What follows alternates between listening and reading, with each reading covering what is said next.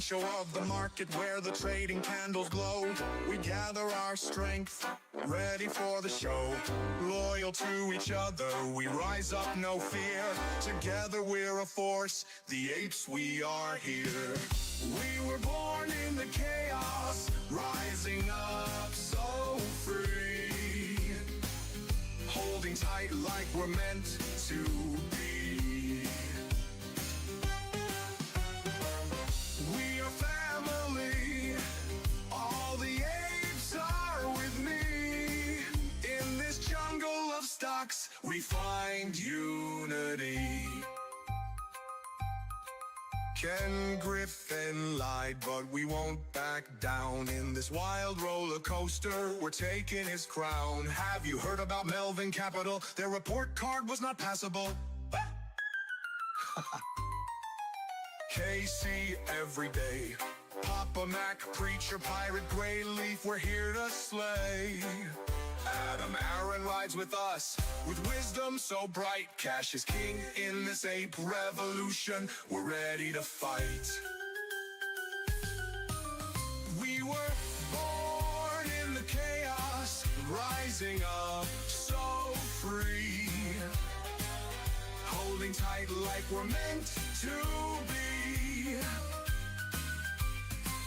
We are family, I got all my apes with me. In this circus of stocks, we find unity.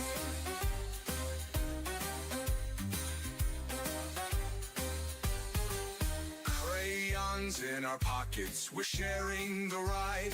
Bananas in our hands, with respect as our guide. Caring for each other through thick and thin. In this epic adventure, we know we will win.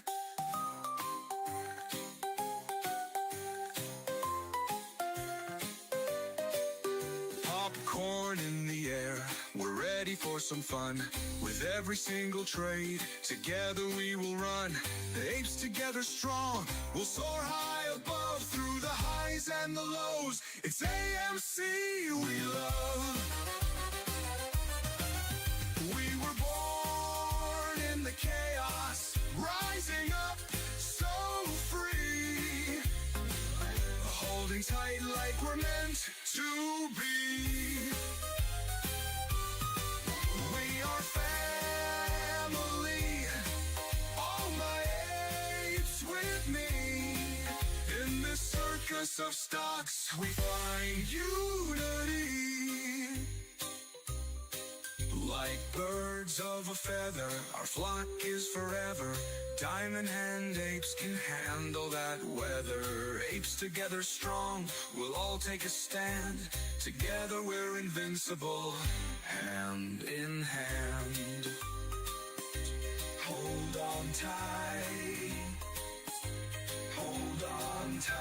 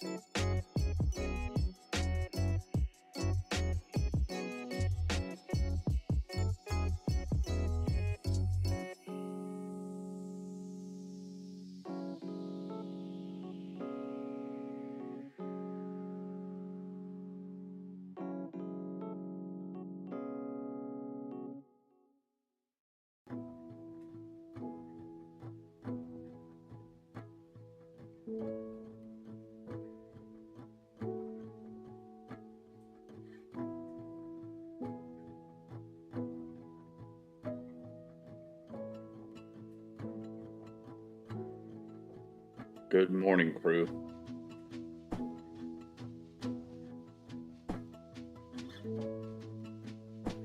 Yeah, the pool guy screwed us this morning.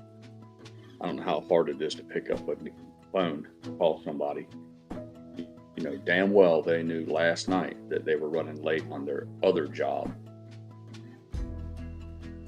Common sense dictated they weren't going to be here on time. It would have been real easy just to send a quick message and say we're off for 6:30 in the morning. It'll be more like noon. But no, make Mrs. Pirate and I get up unnecessarily.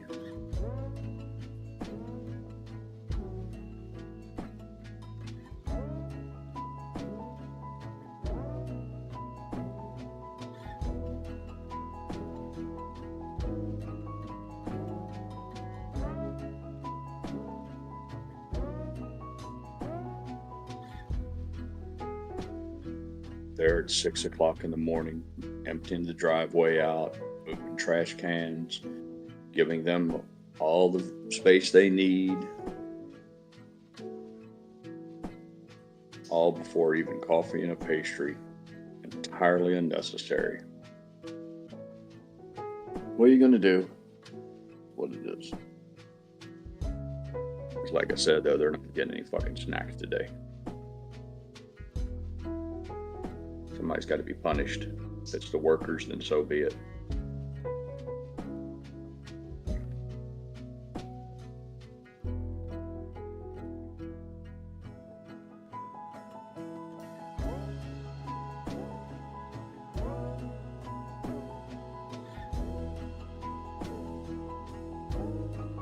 I do believe the one day postponement worked to our favor, though.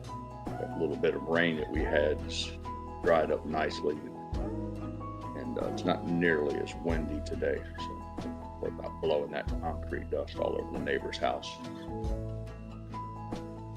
I guess we did have that in our favor.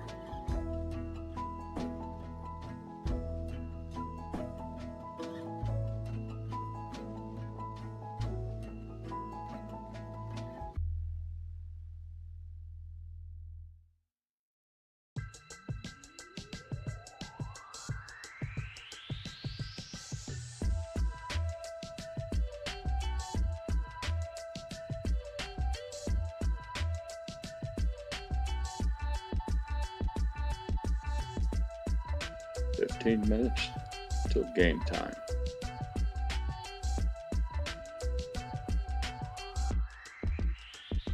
See CNBC's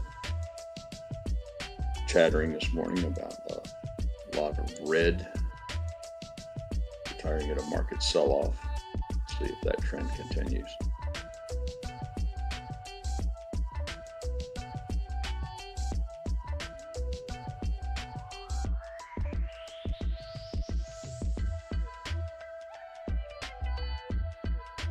There's been no shortage of rumors about the German bond market. With dramatic moves being made there that would imply that there's instability, real trouble. Comes no surprise. The European banking is on thin ice.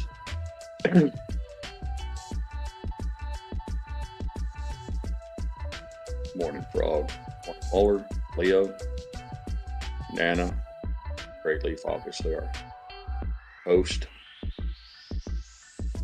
Tasty Swifty, and the ever-present Donkey Kong, Mingy, LA87. Good to see everybody here this morning.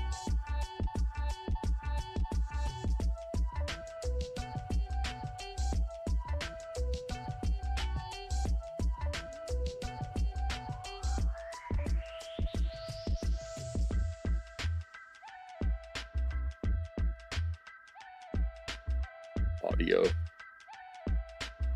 Always a pleasure, my friend.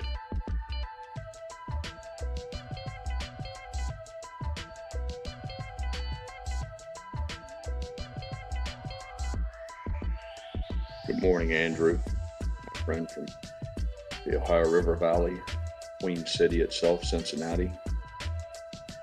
Mrs. Pirate and I hail from that region. Much of our childhood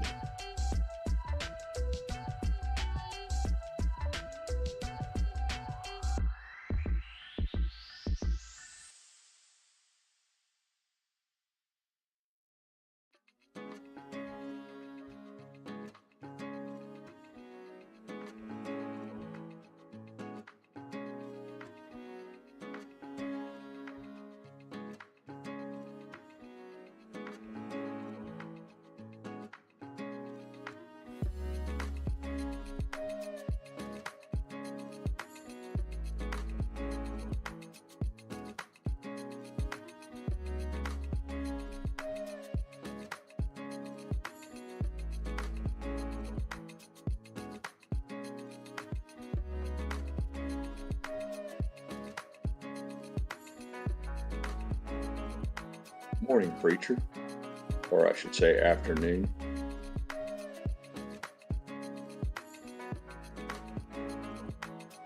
Mr. Claypool, good day.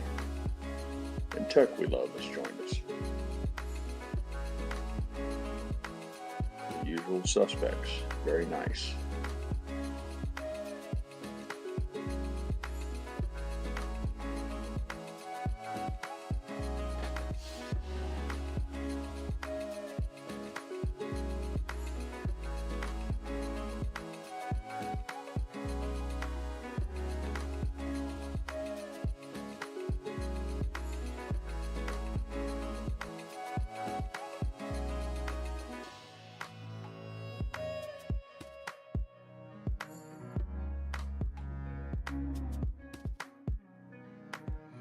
Mason Bluetooth, good morning.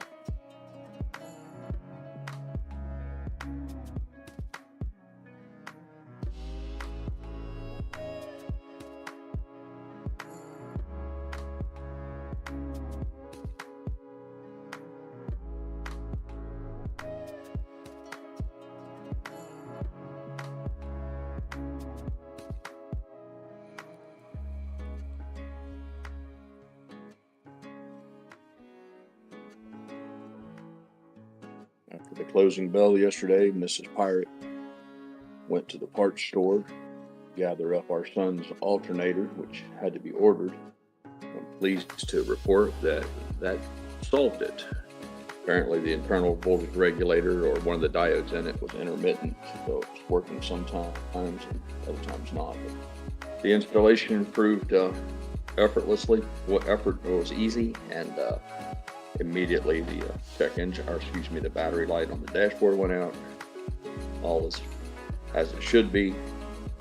So we're pleased that here at Camelot we have all of the vehicles are fully mission capable. Seems like for the past few weeks or maybe in a few months we've always had one of them broke down for one reason or another. Quickly as we would repair one, another one would fall victim. So I guess we can set a egg timer to see how long it takes before one of them takes a shit on me in some way or another. Good morning, Pirate. How are you? Good morning, audio. Did you happen to see? Good. Did you happen to see Casey's post a minute ago? No. Gasparino. Saw something this morning about somebody put another emoji up, but I ignored that shit and move on. But I don't know what to tell you. Yeah, I don't know what the hell any of that stuff means either. But apparently, Gasparino or Asprimo, whatever you want to call him, is saying this morning that the world's falling apart because of people investing in a movie theater chain and other crap. Is what he said. Yeah, that guy's something else.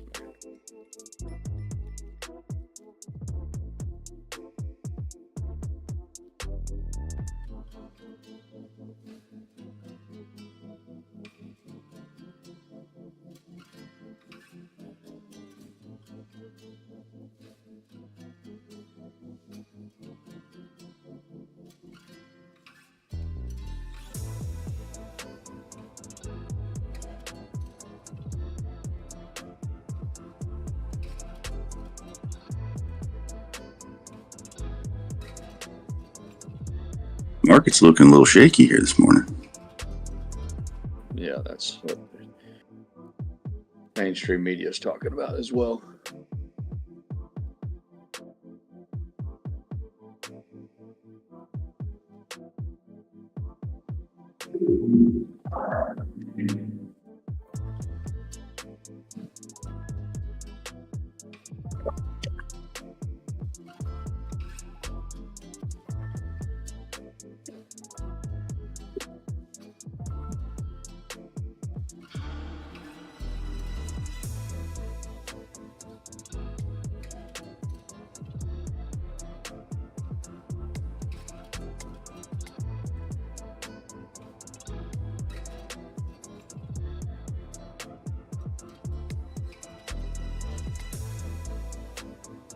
Yeah, Highway Frog, the alternator for that car was $300.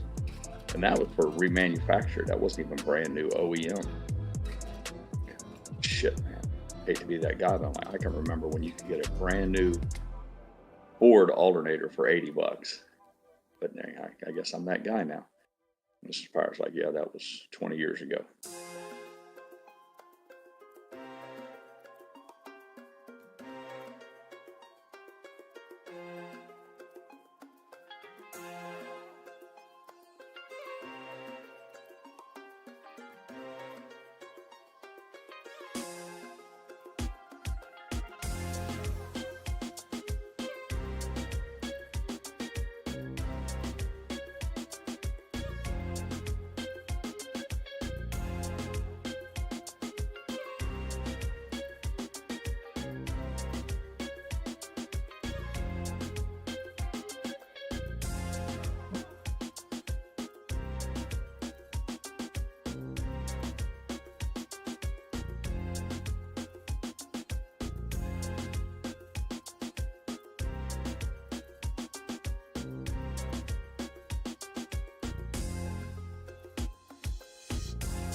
Nana, I meant to ask you some time ago, you said the guy was coming to your house to buy your pickup truck that you never drive. Did you guys strike a bargain, or did he try to lowball you and you run him off? I never did hear how that played out.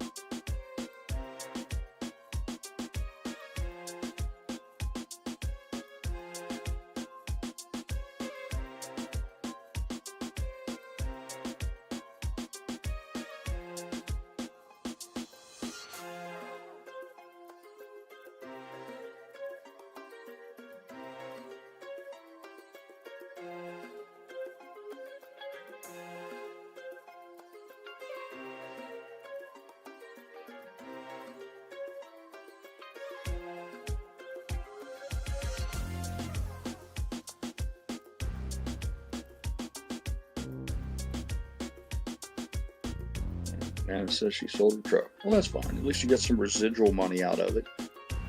And yeah, you don't have to put insurance on it any longer and put plates on it, and it's not just sitting out there melting like an ice cream cone in the sun. Yep. Good for you.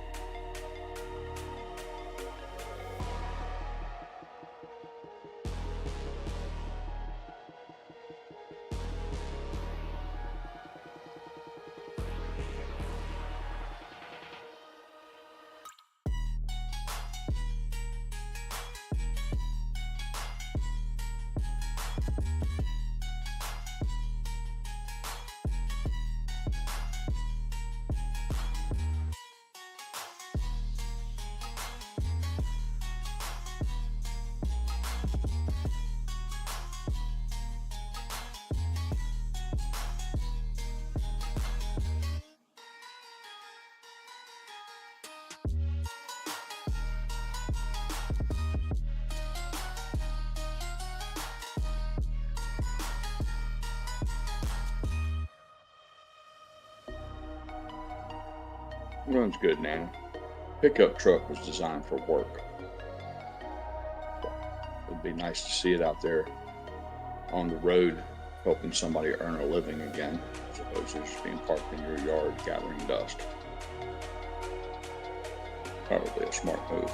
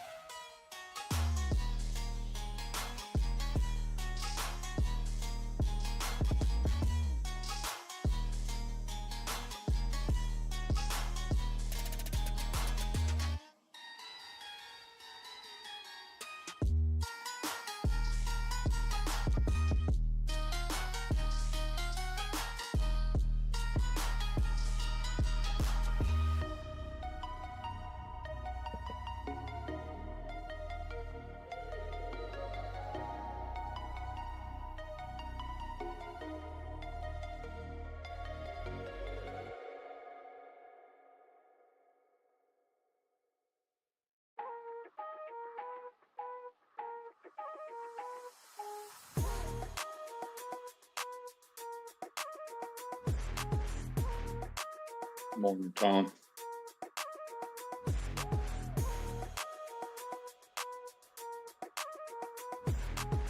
We have it. The market is open. Let the games begin.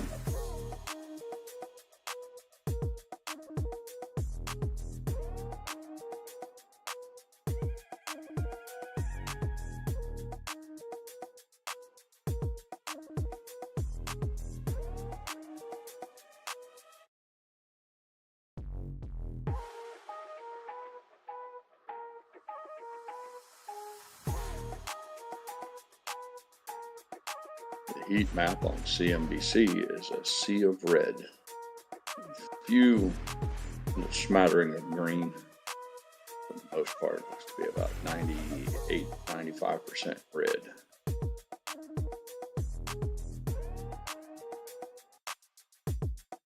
Bitcoin is at 89,887. We'll see how that does today.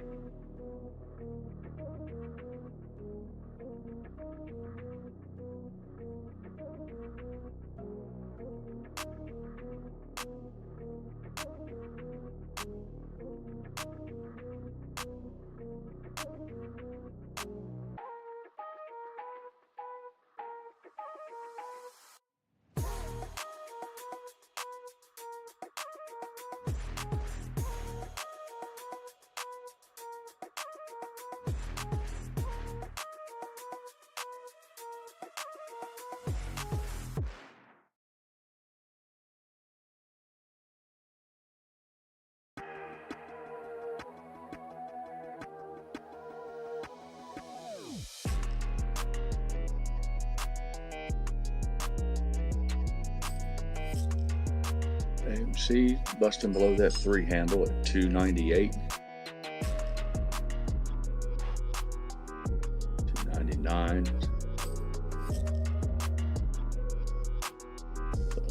Anyone had limit orders in for sub 3. There's a possibility you just got filled.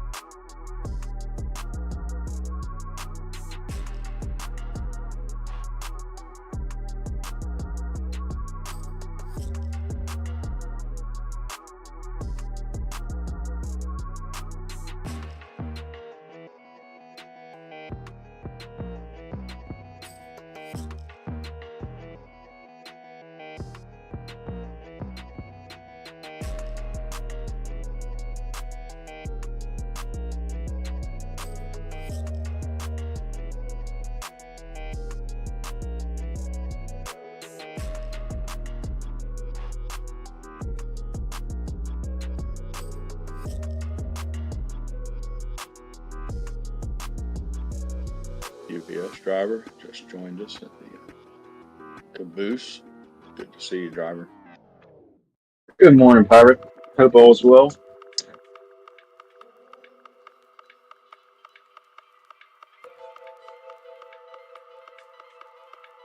Jimmy Cap 1 joining us. Good morning.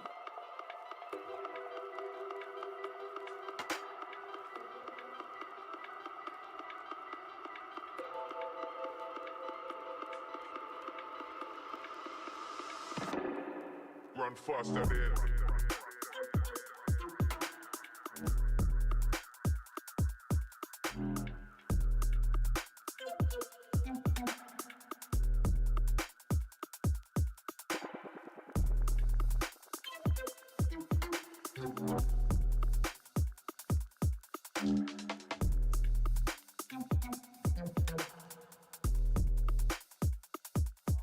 big blast in them.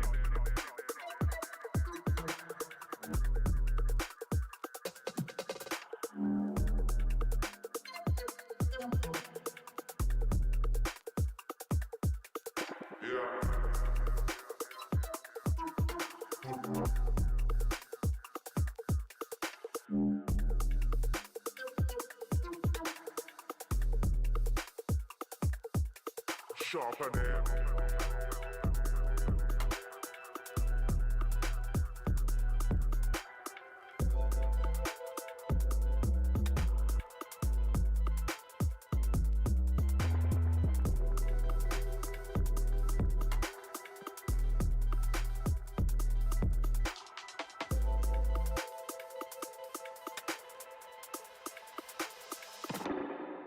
run faster than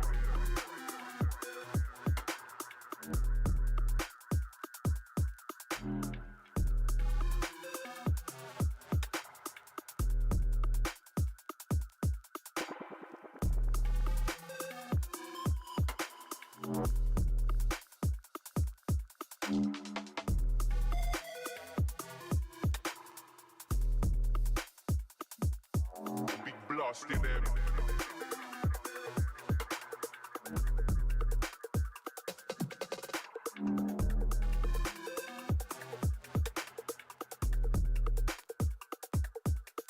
Yeah.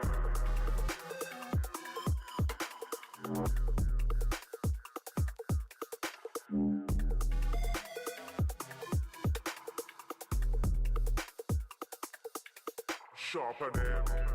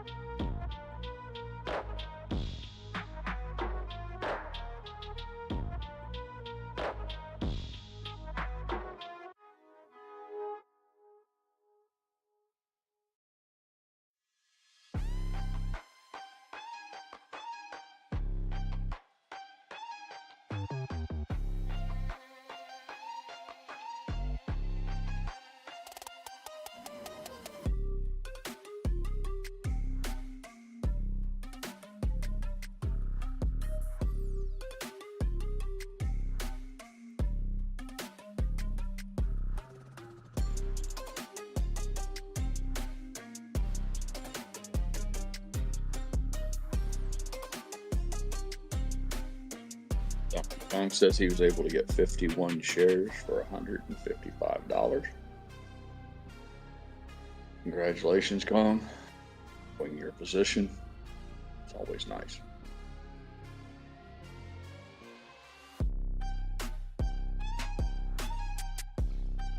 Can only imagine that buying AMC at $3 goes a long ways towards moving a cost average down. Fortunately, it's not an option that's available to me, but I'm envious of those who are able to.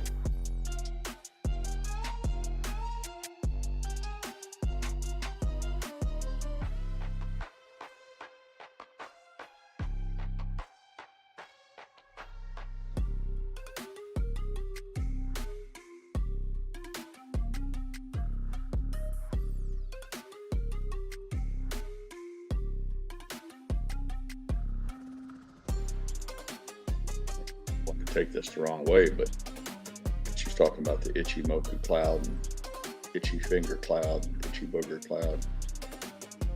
If this thing is going to tumble to 99 cents, under $1, I just soon do it. Get it over with. It's like pulling a Band-Aid or the splinter out. Just be done with it. Eager to be on with it. Whatever's going to happen here, let's get it on. If they want to drive this fucker to 99 cents, then do it. See how it works out for them.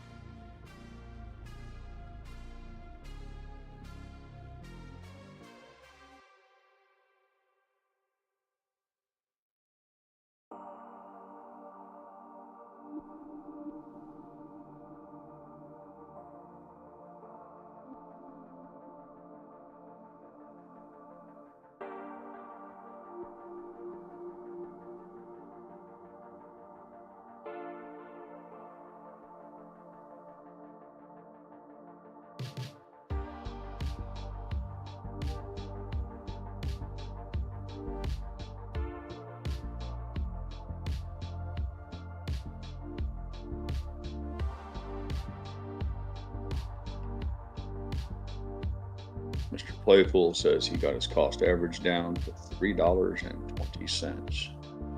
1,500 shares. It's a nice position, Mike. Well done.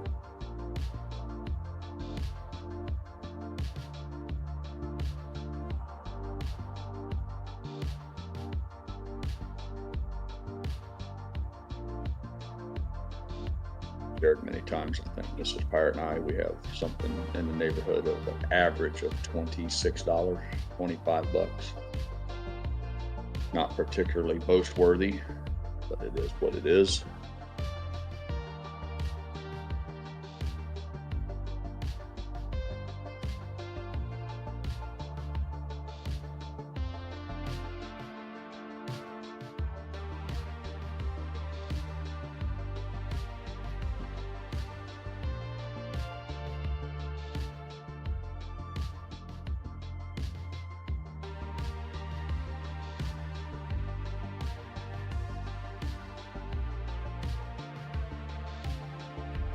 Tina, good to see you.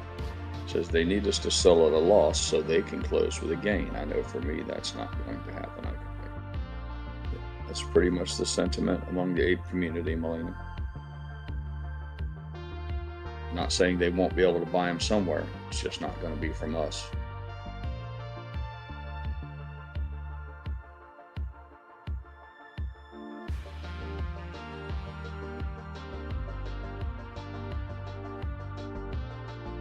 It always makes me giggle because I know that every payday people are buying more.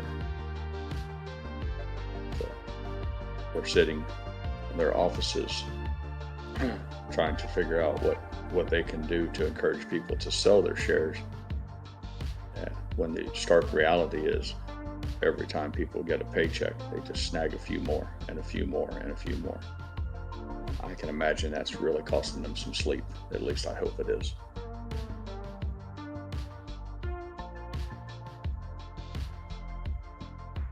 Yeah, we'll see, Colin. Whether it's the end of this year or the end of 10 years from now, it doesn't matter. It's all the same to me. But I have long held the opinion that this was going to be the month. March up to April 1st, maybe as late as April 15. But if I don't see something substantial happening by April 1 or so, I'm just going to go ahead and chalk this up as a long term. And when I say long term, I mean many, many years. Hope I'm wrong. Let's see.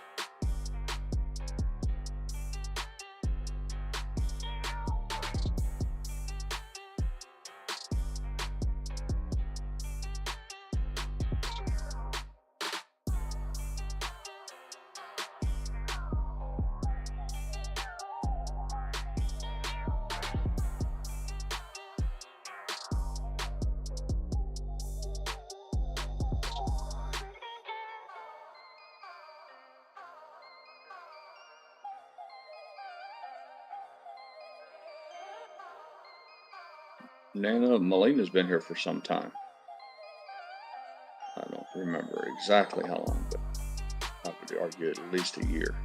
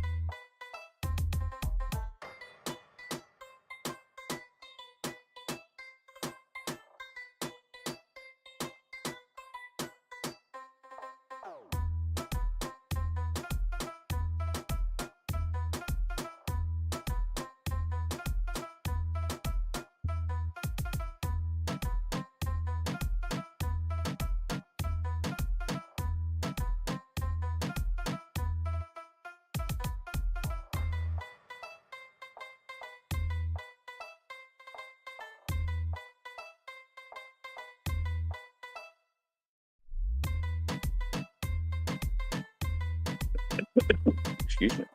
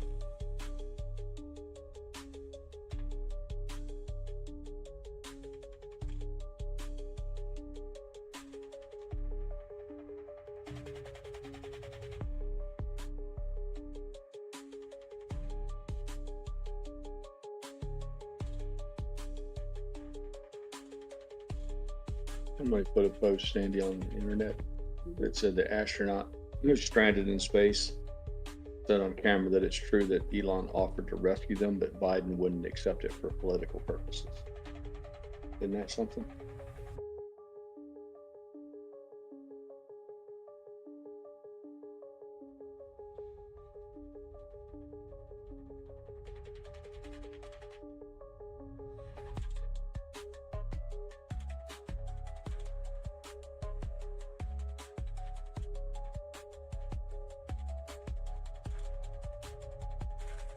I have a few Twitter wars going with people from Europe calling us all sorts of filthy and vile names because we won't send any more aid over there.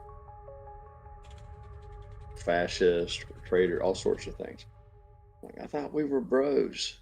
I thought you loved us. Oh, you only love us when the money's flowing.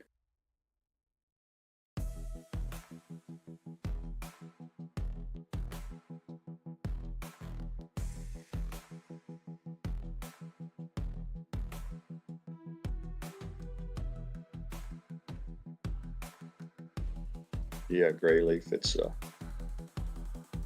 it's coming to it's reaching like a critical mass on Twitter. It's all the usual suspects, all the little countries who exist. Probably, if you drill down on it, we're probably paying far more for their social programs than they're even paying for themselves. You know, all the land of free shit, free healthcare, entitlement, all that shit. And now that the American dollars aren't flowing there, and as a result of that flowing into crooked politicians' pockets too,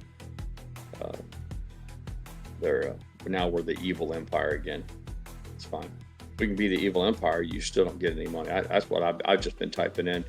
Call us whatever you like. That's fine. We're fascist, okay? I'm a fascist, but I'm keeping my money.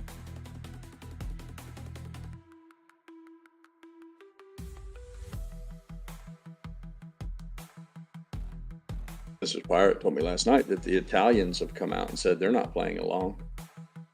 So good for the Italians, but the rest of Europe can pull together and handle their business, man. Like I said, but you don't get to put a gun to our head and force us to participate. You ruined that. They poisoned that well, like anything else. You have something going good that's good for yourself or your country or your family. You need to protect it, honor it, cherish it. What you don't do is shit all over it. You know, then act fucking surprised when it dries up.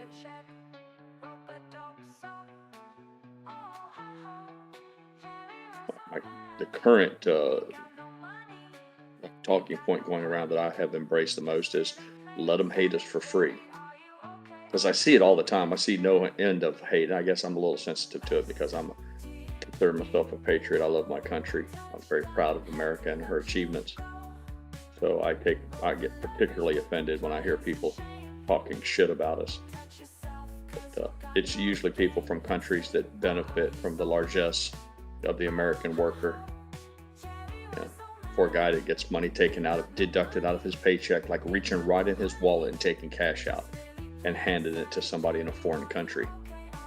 And then they talk shit about us. I'm like, man, think about that. So that's my new favorite thing is hate us for free. You hate us anyway. You think we're evil, we're scum, we're trash, all the above.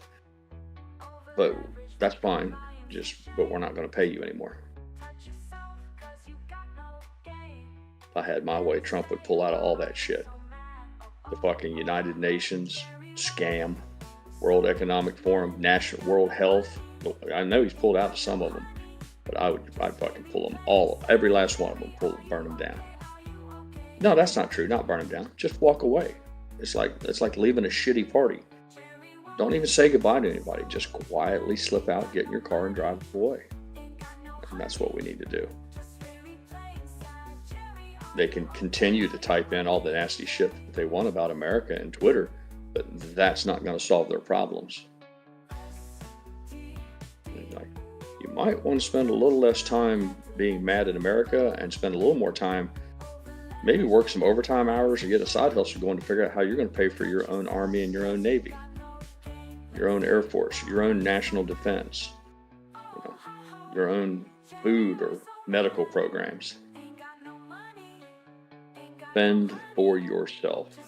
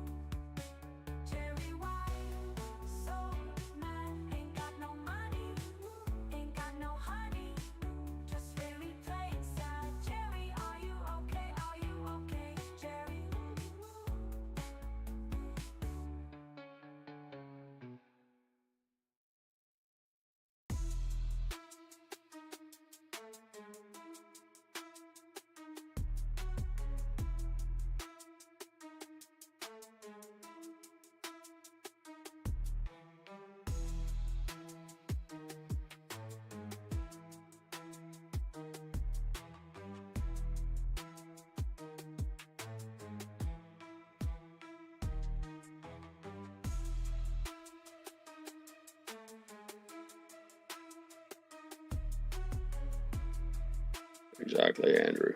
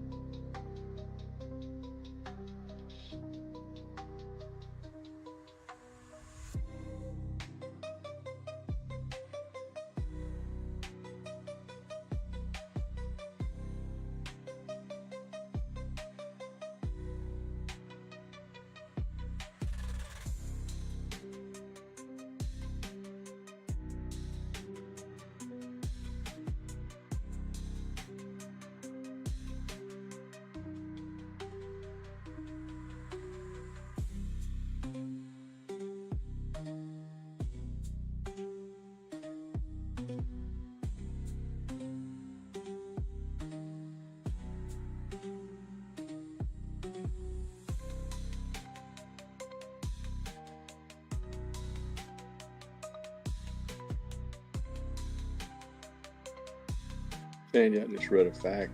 I'm assuming it's a fact. Guy says that how many wars has China been in the last 40 years? And the answer was 0. I had no idea. And I know they're communists. I know that's a bad deal, but that's pretty striking to consider that for 40 years they haven't been in a war. And I can't think of a single month we haven't been bombing or fighting somebody somewhere at the behest of somebody who had a justification for it. Yeah, Trumper. Yeah.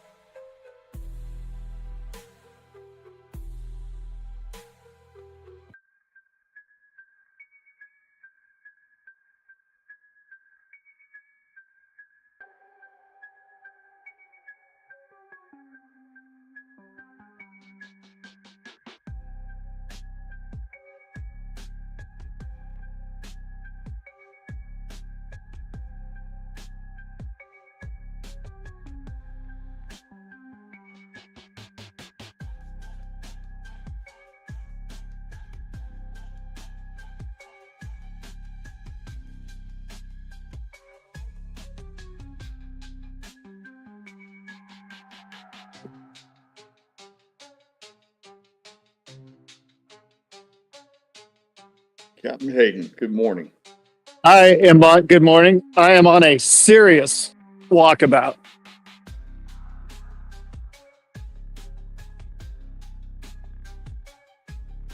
I wish Casey was up. He'd appreciate this one. Now that he's Yeah, unfortunately, GrayLeaf is streaming and she doesn't have the ability to share the videos. Oh, this isn't worth the. Well, maybe when I get there, I'll take some pictures when I get there. But I'm walking an hour for barbecue. My plan is that I will be pilot. Yeah, he's a pilot. Great. I don't even have to look, and I can say, "Thank you, Yucca."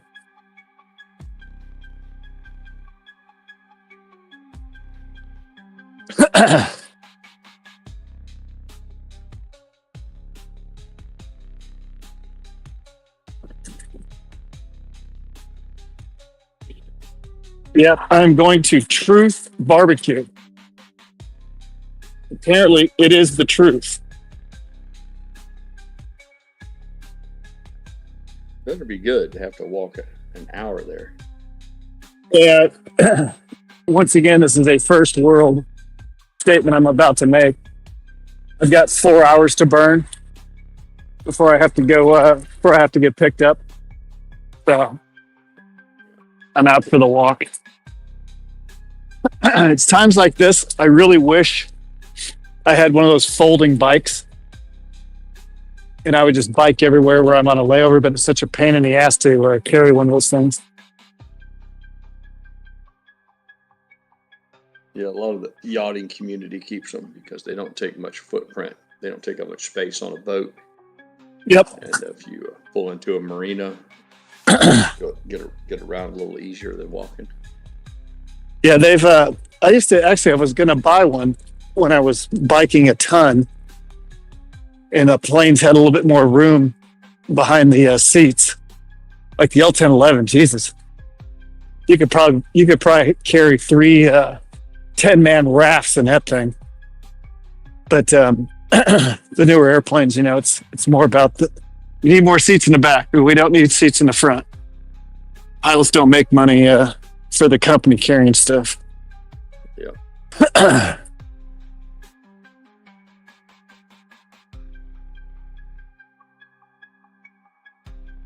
Well, I am definitely going to get to see a part of Houston I probably never expected.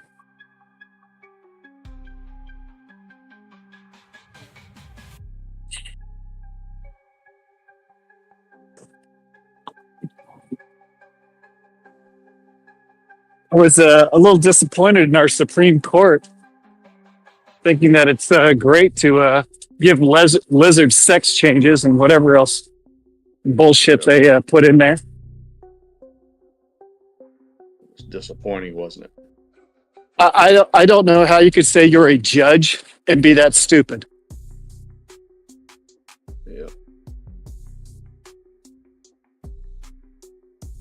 Well, by the contract.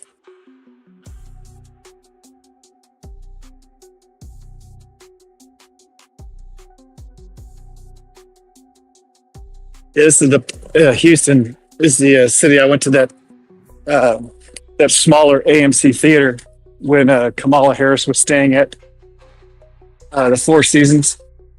I think I just went by that Four Seasons. There's no way this is going to take me an hour to get to this place. 2.8 miles, and I can definitely walk 4 miles an hour.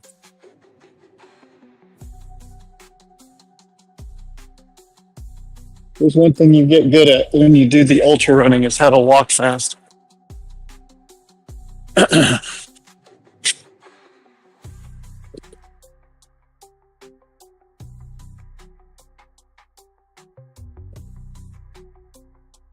We're waiting patiently for the gunite crew.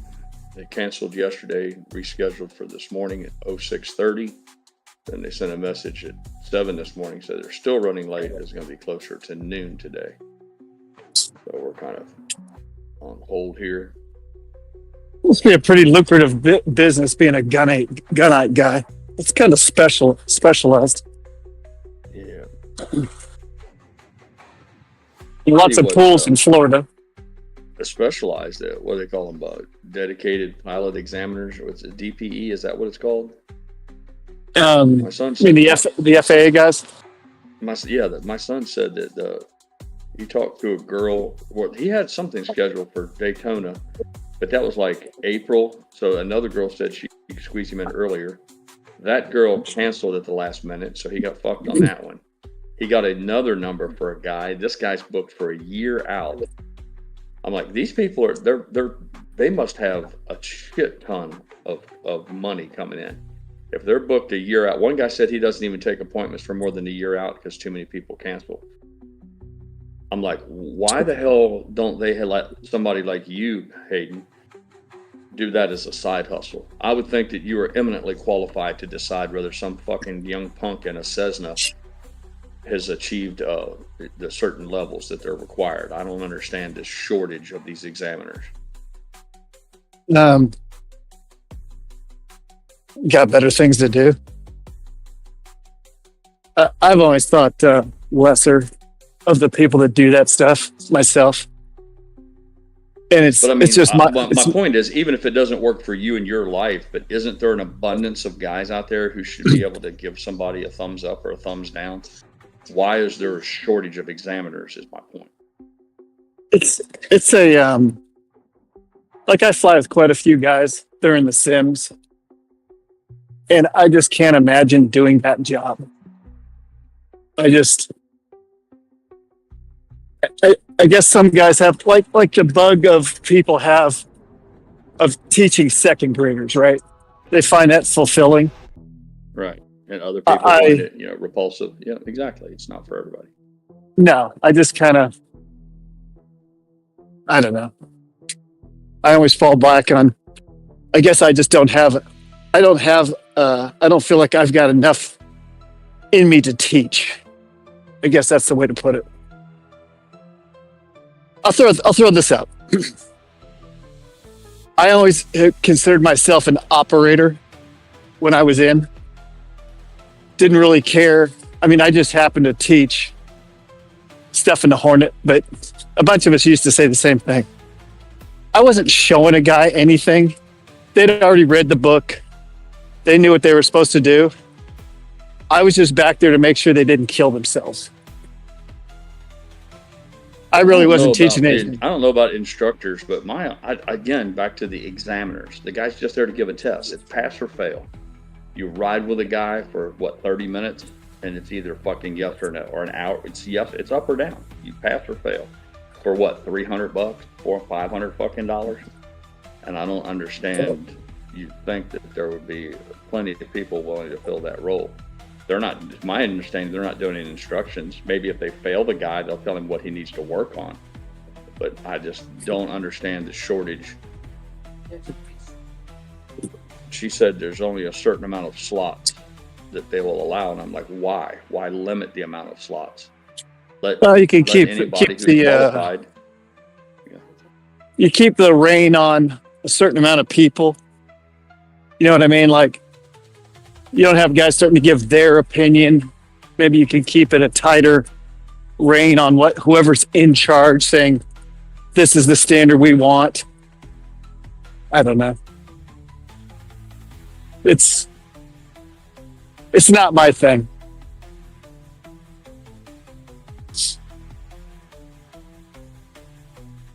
I would much rather be in the left or right seat doing the job than telling the new guy, hey, great job. I'd rather be the operator than the evaluator. How about that? You're not going to scratch your pickle. No. I don't like it. No.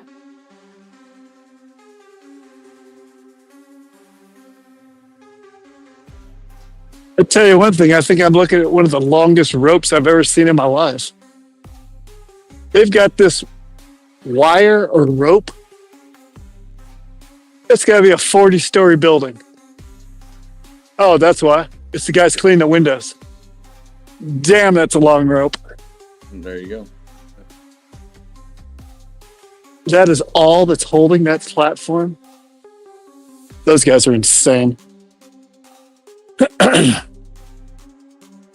Hell, it might be 50 stores.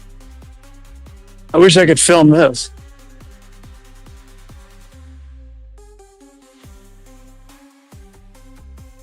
That can't just be rope. It's got to be cable, right? Oh, they've got, oh, that's why, because it's a crane. They've got arms sticking out of the building that must raise and lower it.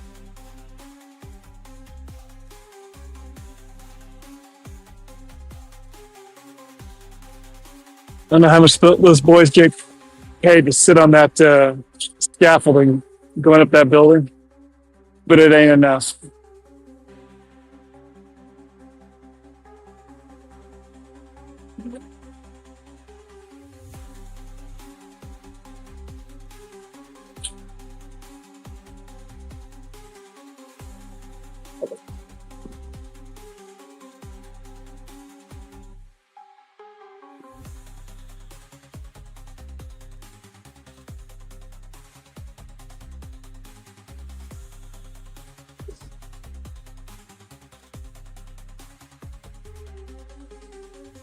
There's more.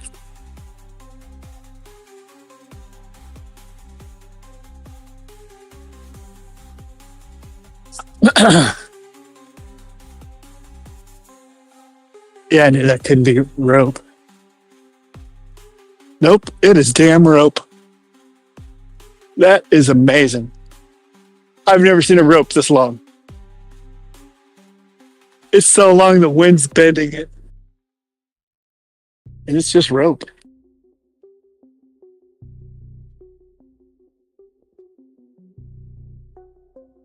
Oh, steel cable. Oh, that must be the safety. That's why.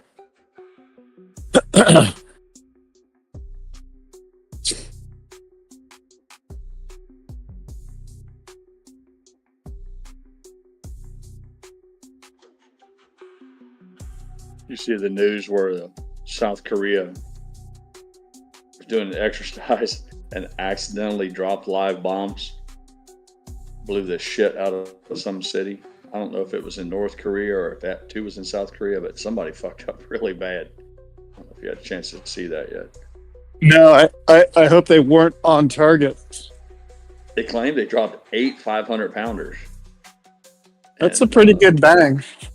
Even though 500 they got some footage of it, man. It did exactly what it's designed to do. And yeah, there's a lot of stink about it, how it happened and all that. I don't have the exact number in my head anymore. I want to say the frag on just a 500-pounder is like, I've got 2,200 in my head, but that just seems too big. But it 1,800 for sure is lethal. I go 1,800 feet. You could probably still, there's probably a chunk of metal that probably still mess you up. You're going to have a bad day. Yeah. Yeah. You're going to have a real bad day. Because I can remember I was flying the T-34 in the target area as a low safe. And there was a communication breakdown, obviously, from what I'm going to say next. And I, since I had some time waiting for the next division of Hornets, I was just out cruising around. I said, I hadn't seen what the target looked like since they dropped. And thank God I always kind of had this bubble in my head of never just fly over the target, always kind of keep a distance for the what if. And what I didn't know is a guy forgot to arm his release switch, the safe arm switch. So he was going to come in and just drop. So he didn't bring it back. And I just went tail on. I was probably a half mile away. And I felt the concussion of a 500-pounder behind me. And I tell you what. Got your attention, didn't it? Yes, it did. And I can remember dropping down at Vieques, a little island off of Puerto Rico's coast. I can remember dropping some 2,000 pounders. Hell, up in Fallon, we dropped a couple up there. And from the air, when you're 2 or 3 miles up and you see the concussion, like, oh, that's pretty cool looking. But it's a whole different story when you're within that 1 mile of that concussion and that damn thing goes off. Because, a 2,000-pound bomb, it's basically a drop tank. And drop tanks are huge. You drop that thing, you think the airplane just lost half its weight when that thing came off. They want to jump right back up in the air. But yeah, 500-pounder got my attention.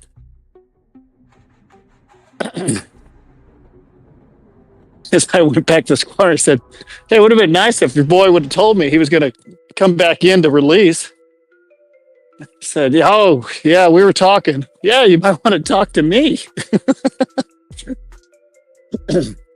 Hell, if I'd have been near the target, that'd have fragged me. Knocked me out of the sky on a T-34 with a bomb, like they do to helicopters. They'll drop a bomb near a helicopter and frag them.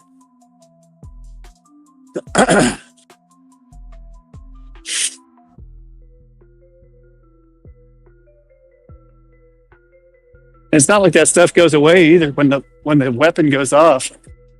There's stuff that's in the air for like 15, 18 seconds.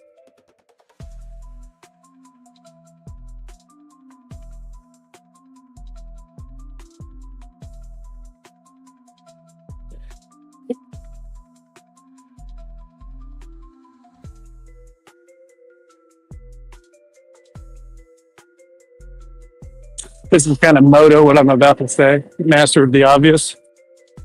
But, because every city's the same way. What are the homeless people in Houston?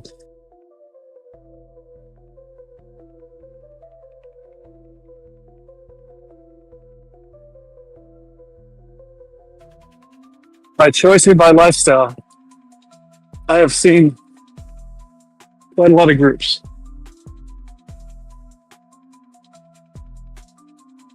When post Mo has to be kind of, hey fellas, I'm gonna give you a 50 to help you out for the day. What would be the next thing? You'd get jumped. You couldn't even do somebody a favor. Sad.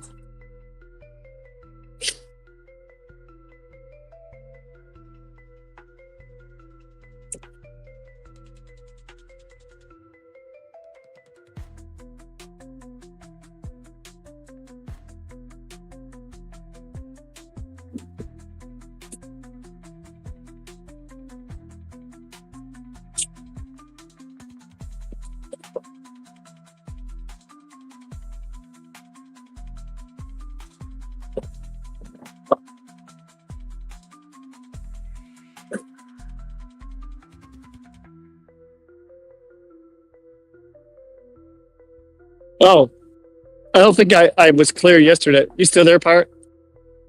Yep, right here. Sorry, man. I'm watching the map because where I'm walking, I got to make sure I keep my chin up so I don't walk in the wrong area, as they say. I said you had to be pretty happy with yourself when you made the prediction of they'll let Trump stay in office for a few months and then they'll start dropping the economy. Apparently, they only waited 6 weeks. Yep. Is that I did a little bit of research kind of going into it. I didn't realize that each Fed does their own GDP guess prediction.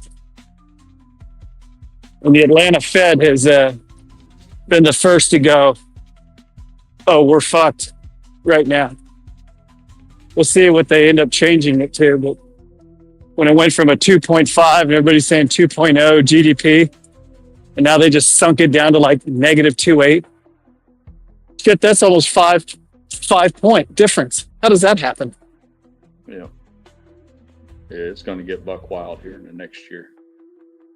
I mean, some numbers came out somewhere that they saw and said, hey, we're the first to see this. I would think they'll all be talking about that, unless they're all in on it.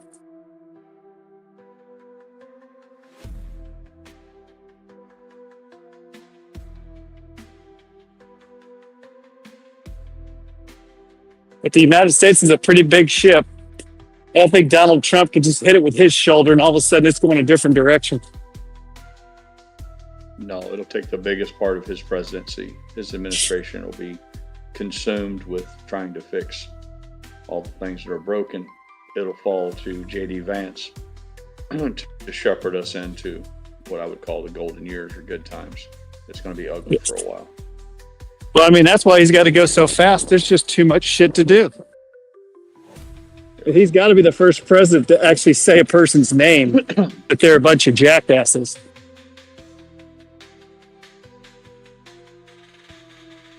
No hiding behind the previous. Nope, it was Biden. Hey, Pocahontas.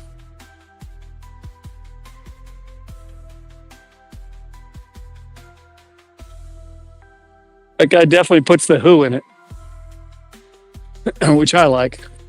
Why prance around on stuff that people are basically purposely doing to screw things up?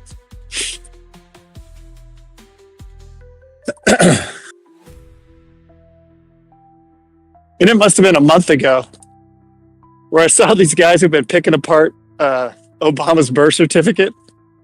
This is going to be some great.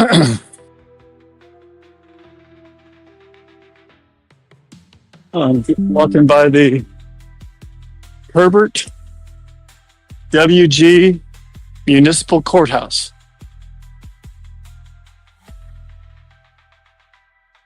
I know this sounds crazy, but there's like 8 bail bonds places right across the street. Who'd have thought?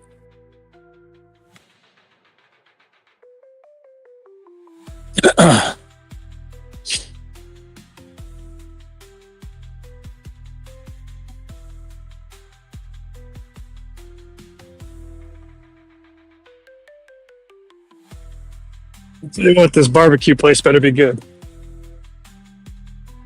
Hayden's therapist was out here for a conference. And I told him about one of the places I go to just for a quick burger. And he told me about this barbecue place they Ubered to, which I decided I have to walk. Hence the hour and 9-minute walk.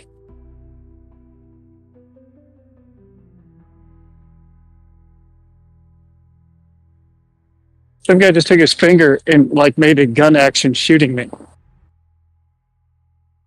Is that bad?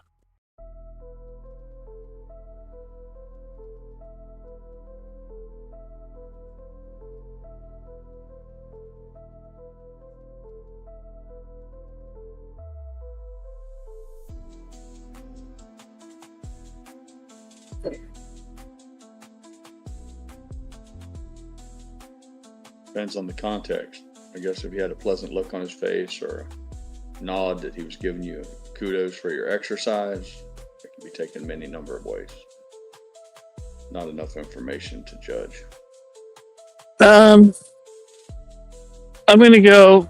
He saw a white guy walking around and thought he'd see if I would jump.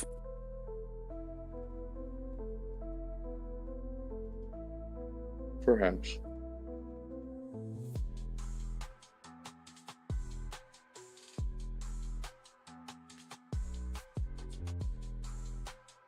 One thing I noticed about Houston, that and I've done a number of layovers here, it's a salty group. I don't know if that's the oil business, the roughneck attitude, or there's something more underneath the surface. There is a certain meanness to Houston.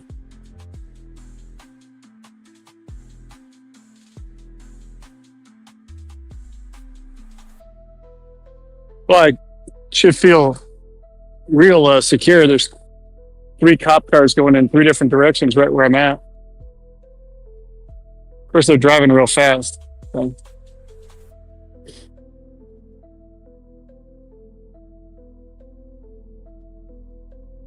Dang, I'm making good time.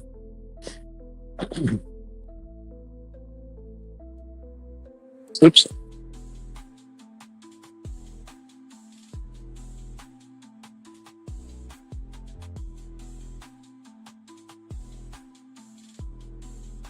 I'm at the old 6th Ward, established in 1858.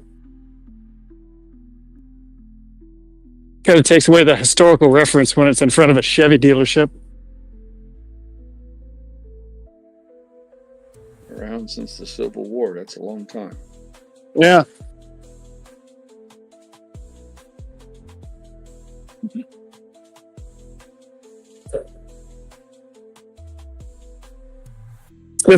This barbecue, Truth Barbecue. Apparently they go from 11 to like 3. Well, actually, I'm talking out of my ass. What do they really do?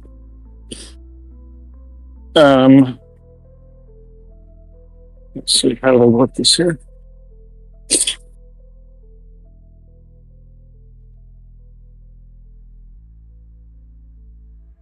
Let's see, where's the hours? There it is.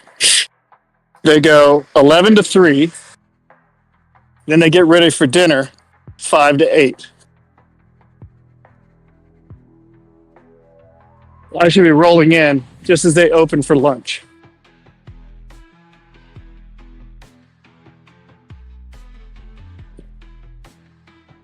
The truth.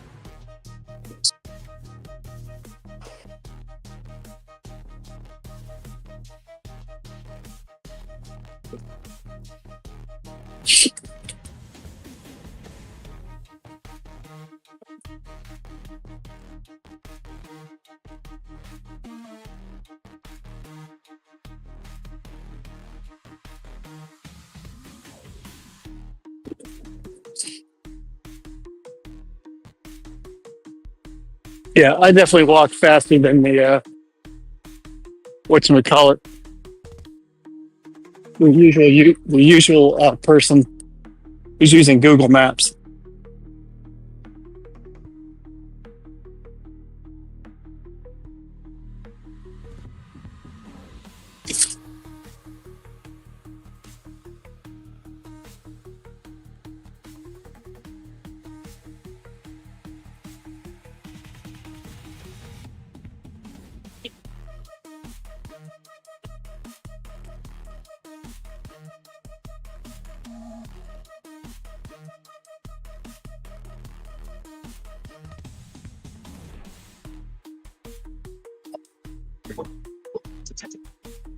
JJ, Yes. I hear your Oakland A's are going to be playing on the softball field this year. Is that true? Hold on a minute. Let me walk into this. What softball field are we talking about? No, I heard they're playing at a college this year. Is that right? My son's trying to go to college. No, I'm saying your Oakland A's. Oh, very nice. You mean their interim field in Sacramento? Yeah. Yeah, we Hayden and I are going to have to make sure to get out there to watch a Sacramento A's game before they roll into Vegas. Got to get that jersey, you know. Yeah, I'm ready for some baseball. Yeah, that's got to be crazy. I remember when the Kings first rolled into Sacramento, and the Maloof brothers, I believe, were behind the stadium to get that thing going. They're in their heyday. I got to figure. I thought the A's were going to be there for 2 years. I don't think they're going to be able to crank that stadium up in a year. It's got to be 2. So that's got to be a good thing for Sacramento. people think of Sacramento as the capital, and I've rolled in there quite a bit.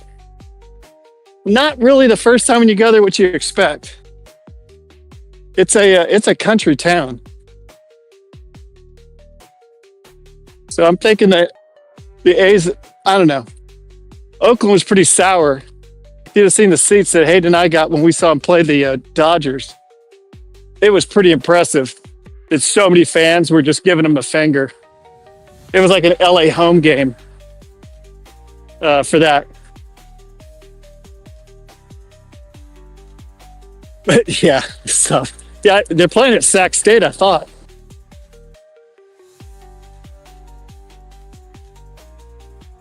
My son also said that I guess the A's, if they don't have the lowest payroll, they're in the bottom 5. The owner's just like, whatever, I don't care. We're moving to Vegas.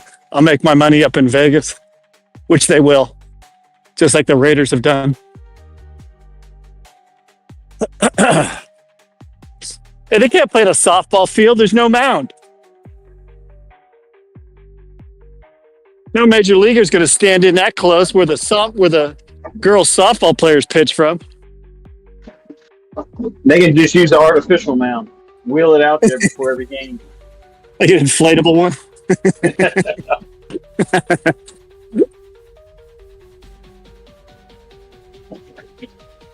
Did you ever get to see Canseco live? No, but he didn't live too far away where I grew up. All those guys lived near anywhere near Pleasanton. I drove out to Chicago one year to see Sammy Sosa and Mark McGwire when they were having their home run battle. Yeah. And now I feel like, it was like an exciting time when I went out there, and then I feel like I got cheated. Like it was, I guess. Well, I don't know. I know you usually lurk when you're working. I don't know if you heard the story about when I said I wanted to get my son an Oakland A's jersey, and I couldn't figure out. And Canseco was one of my choices. It was on the list to pick, along with McGuire. But I said you got to go Canseco because he was the guy that brought Balco, and I know this is redundant, Balco Laboratories to the MLB. Canseco was the first guy that basically got everyone to do the performance enhancing. And that's a rabbit hole to go through.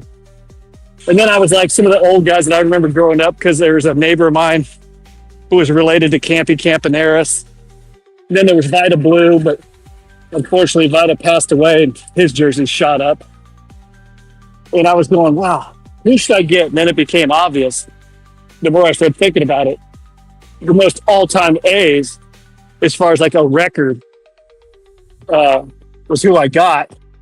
And then just creepily, he died 2 weeks after I bought the jersey, and it was still getting framed, was Ricky Henderson. And that guy was awesome. What's that? I say good choice. Yeah, Ricky. And Ricky's got so many funny stories where he was like a heavyweight boxer. He was like the Merriweather of baseball, where he was always talking third person. And people that had stories of Ricky talking third person to them, of like, because he played 25 years, and him saying, "Yeah, I remember this guy. Yeah, it was me, Ricky. Oh, Ricky really likes that guy. Ricky, that's you. Yep, Ricky's a fan." And I think that's what made him even funnier. And when my dad passed, my mom just wanted to have something to do, so she ended up working at a gas station. And little did the owner know, she ended up running both of his gas stations for him because that's just the way she rolled. And there's all sorts of people who used to roll in there to get gas in Pleasanton. One of her a customer that you'd never expect, and go down this rabbit hole and figure out who he really was deep down, was that MC Hammer used to come in all the time. Pleasanton was just a magnet for these guys on sports teams to hang out. And I lived 2 blocks away from the Madams at one point. And I always tell the story how I graduated with Mike, his oldest son. And Joey was just starting freshman year when I was in senior. But yeah, Pleasanton was like that. Tons of people rolled in and out of there. But MC Hammer, I'd like to have met him. I wouldn't ask him what I really. Hey, MC, are you really a Crip? Because that might get you killed.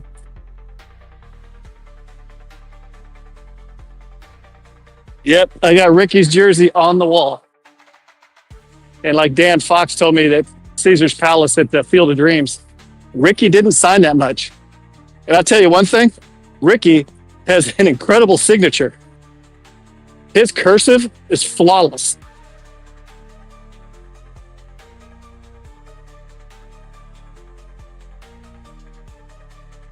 Yeah, I went and visited Dan a week ago. And he told me that Ricky was in the shop just looking at baseballs that friends of his had signed. And he just asked him to sign a baseball. He goes, it was so crazy that I was working, Ricky was looking at the baseballs, and I had him sign it. He goes, the guy just never signed anything.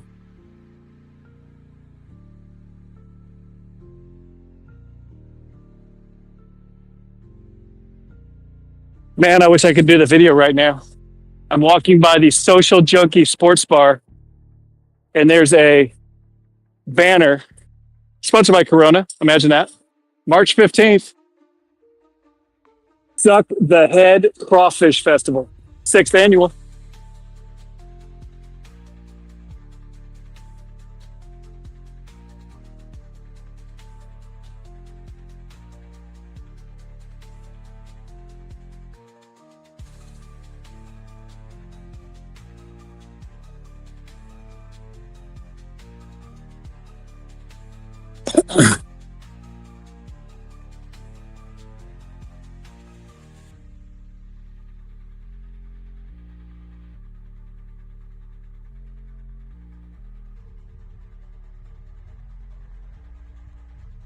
Hey, UPS, are you still on?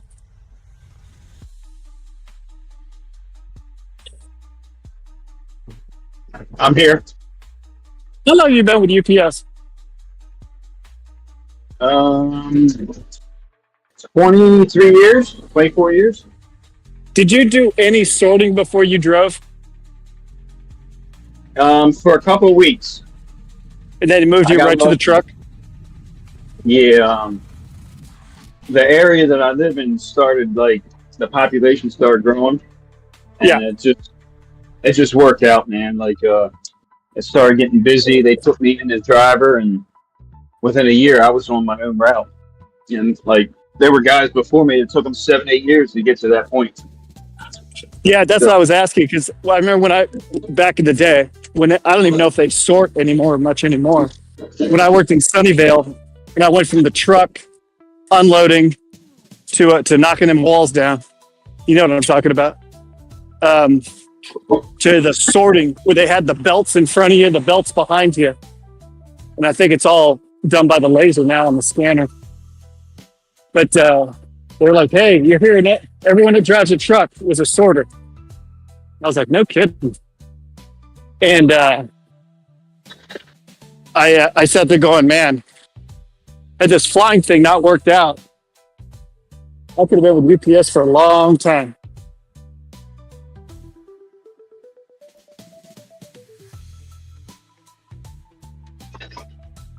I was working at Coca-Cola before this, and they came in and closed our plant down, so kind of had to scramble for a job, and I just lucked out.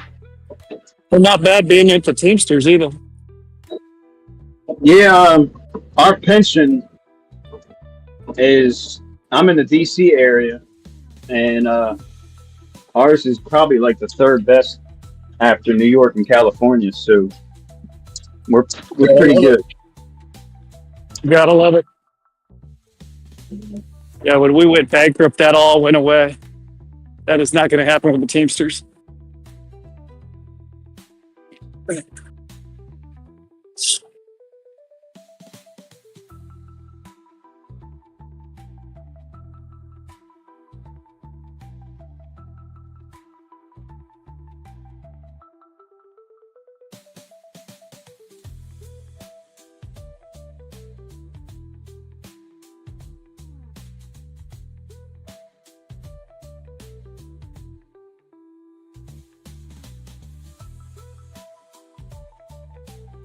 Like you've been with UPS just a little bit shorter than I've been with Big D.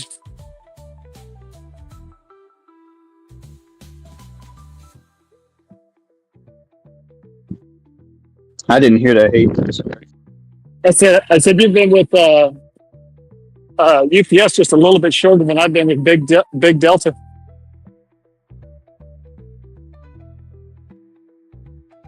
Okay, got.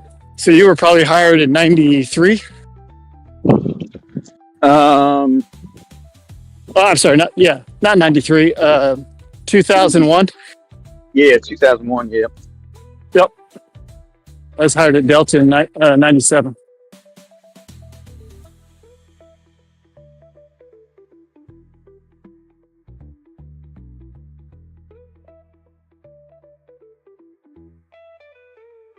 I can retire at 60 and get 100% of the pension.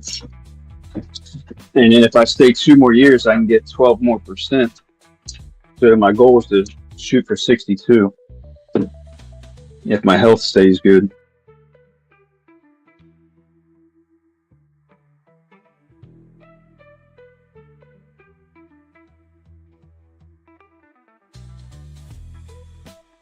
For those of you curious, GrayLeaf reported that there's a active shooter at Corey Station Naval Facility in Pensacola, and it's true.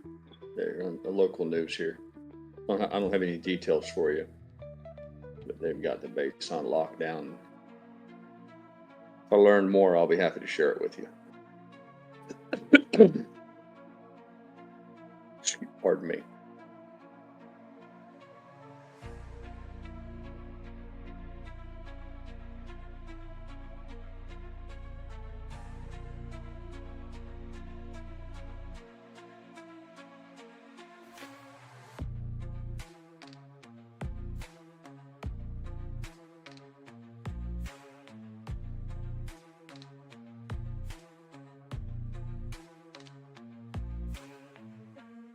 Yeah, our local news radio station WEAR run a story on it. Another channel as well. There's pictures of the front gate, what have you, but no details. But somebody was doing a shoot 'em up. Where's that at, Pirate? Corey Station, like a separate place. Pensacola Naval Air Station's right on the water there. So those amphibious planes could crawl in and out of the hangar straight up from the beach. But then there's a little part of Pensacola proper. They're saying there's like a separate little area called Corey Station. Oh, yeah, that ramp. I lived 2 blocks from it for 16 weeks. Yeah. But apparently the active shooter's at Corey Station. So I guess I don't know anything else about it, but there's something going on. Well, of course, because there's no weapons on the base. We got to make sure the people in the military don't have one.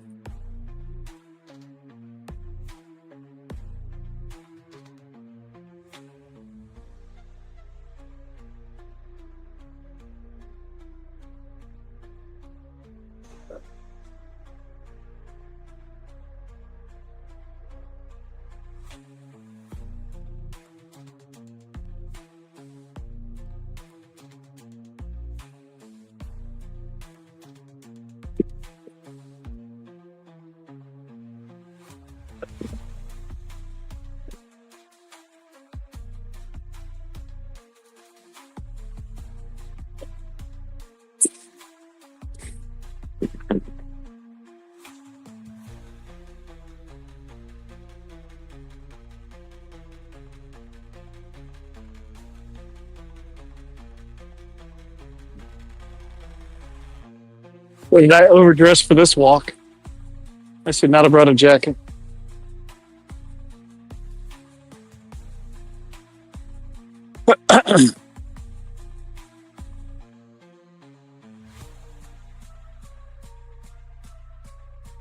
Close enough, Highway Frog.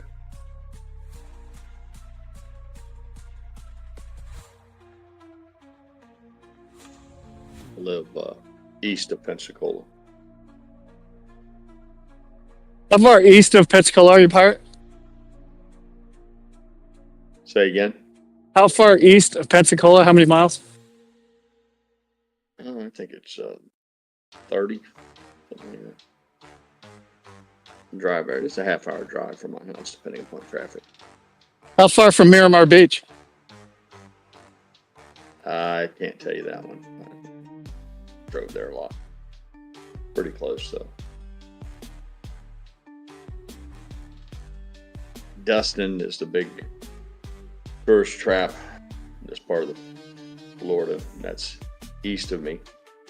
Pensacola's west of me. I'm in the middle.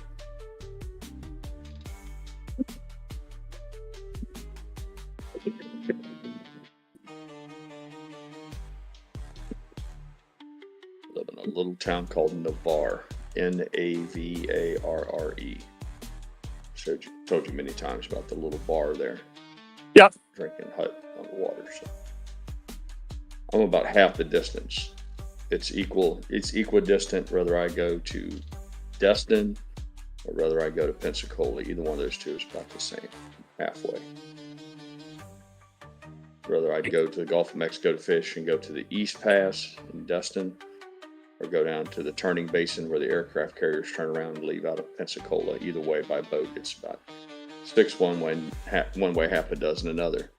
But fortunately, it's generally accepted that the fishing is better off of it's almost better right where I live. If I could go straight out and cross that little island, I would be home free. When the fishing fleet leaves out of Destin, they head west. A place out there called the Bird's Mouth, all that sort of thing. Yeah, we're right in Camelot is just about in the middle. Hey, was that the video that Casey posted? Was that him at that stand-up comedy show? Couldn't tell you because I haven't seen it. Where the guy's got a crazy microphone, he gets people to sing. What is? Oh yeah, yes. Oh, okay, I'll let you stumble across it. It's pretty funny. I mean, the guy had a beard. Looked like KC.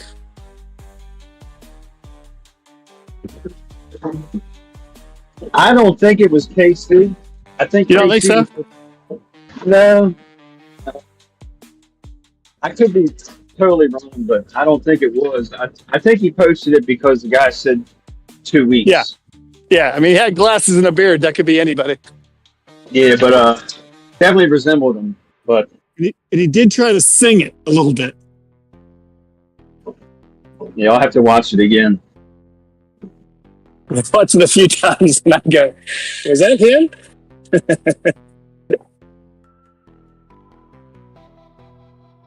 Of course, all you guys thought that it was my voice on the crashed airplane, which I find even funnier. I can't believe there's somebody that has a voice as horrible as mine on the radio.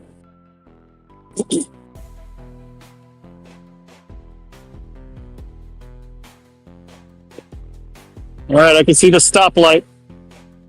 Get ready for truth. The truth.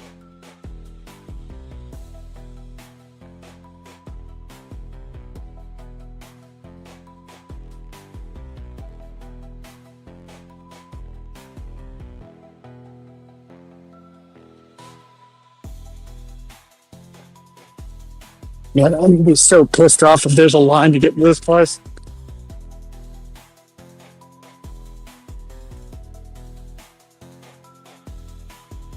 I did that at Franklin's in Austin before. I waited 2.5 hours. I was eating freaking a pound of brisket, 10 in the morning. That'll wrench your system.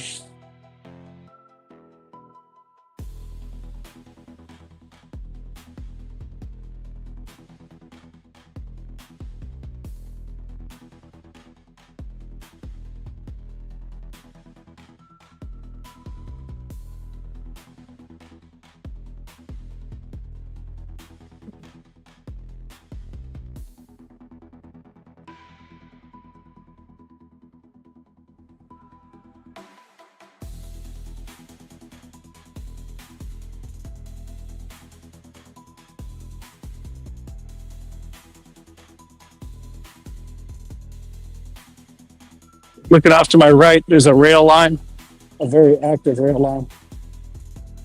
I'm gonna have to walk over there after I eat this brisket because I'll have the time. When we leave Houston Intercontinental and go downtown to the hotel. The rail lines between the freeways. And I haven't lately looked at the odometers of the vans, but some of these tanker train, I don't know, line, whatever you call it, the tankers all hooked up.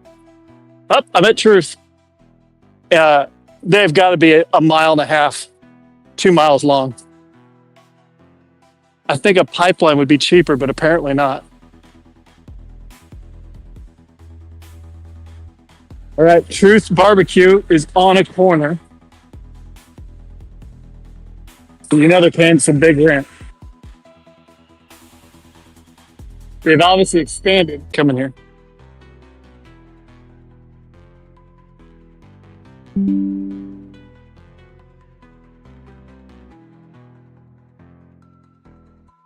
This parking lot is full, and they just opened 4 minutes ago.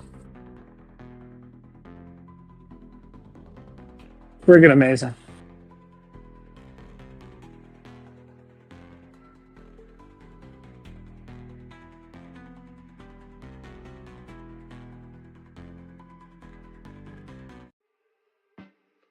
There's a damn line, and they just opened 5 minutes ago.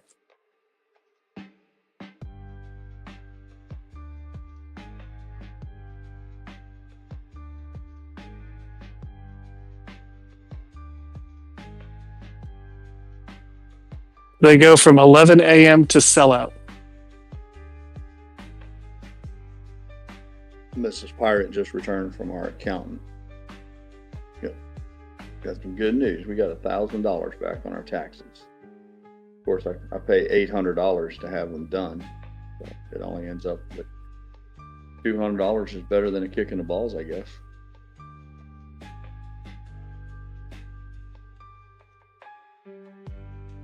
Better than Owen, I guess. Can always be worse.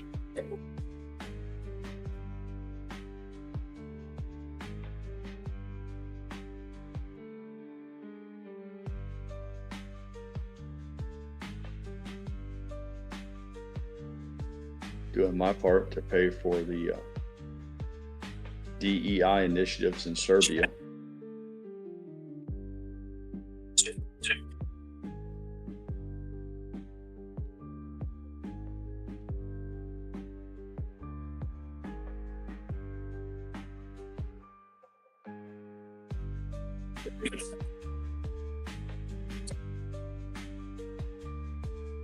I got to sign off for a little bit. I'll talk to you guys after the brisket. Enjoy your food, Captain. Enjoy.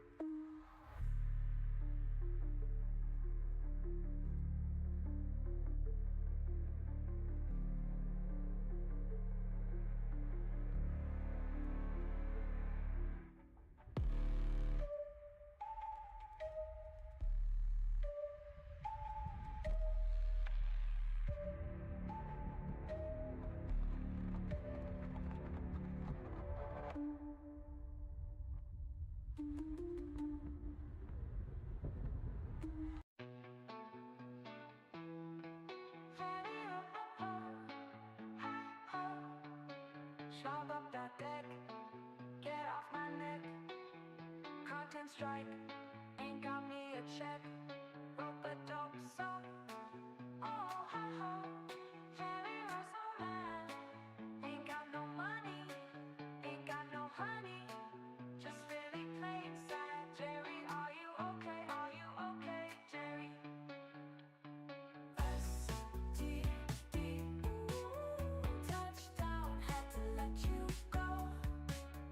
Over leverage with compliance and shame. Touch yourself, cause you got no game. Let's say, why are you so mad? Oh, ha ha. Jerry, why so mad? Ain't got no money, ain't got no honey.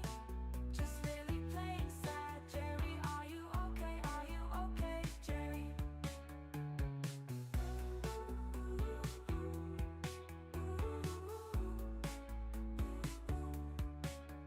Touchdown, had to let you go. Over leverage with compliance and shame. Touch yourself, cause you got no game. Then say, why are you so mad? Oh, oh, oh, ha, oh. Jerry, why so mad? Ain't got no money, ain't got no honey. Just really plain sad. Jerry, are you okay? Are you okay, Jerry? Jerry, why so mad? Ain't got no money, ain't got no honey. Just really plain sad. Jerry, are you okay? Are you okay, Jerry? STD, touchdown, had to let you go. Over leverage with compliance and shame. Touch yourself, cause you got no game. Let's say, why are you so mad? Oh, ha ha. I stepped away to refill my drink, and I missed a little bit there. See, Brian put, "It doesn't mean a thing if you ain't got that ring," quote from Jack. It seems a little random to me. Did I miss something? Somebody want to fill me in? I'd like to be in on the joke. What does that mean? Ain't got no honey, just really plain sad. Jerry, are you okay? Are you okay, Jerry? Jerry, why so mad? Ain't got no money, ain't got no honey. Just really plain sad. Jerry, are you okay? Are you okay, Jerry?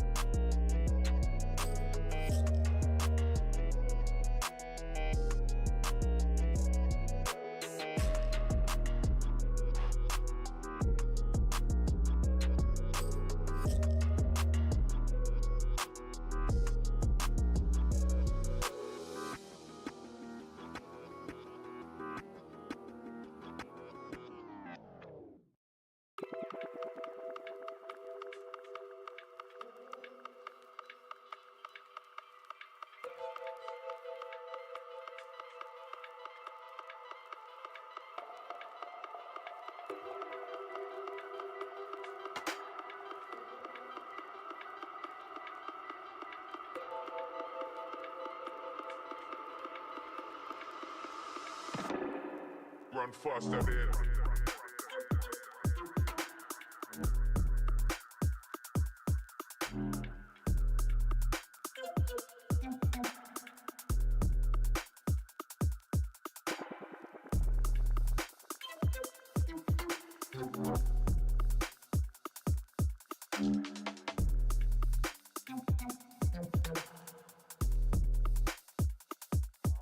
Big blast in them.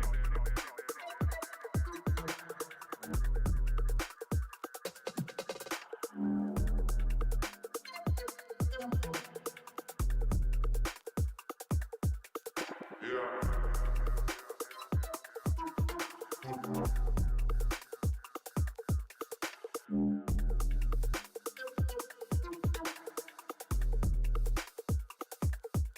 Sharper than.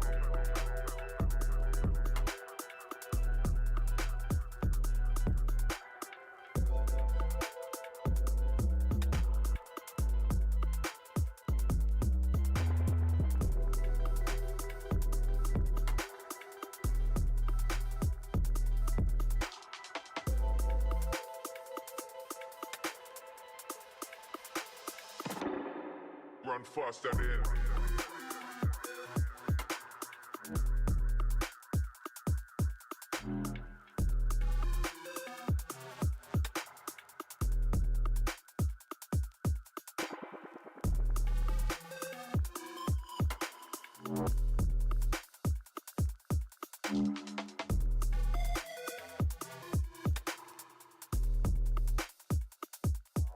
Big blast in them.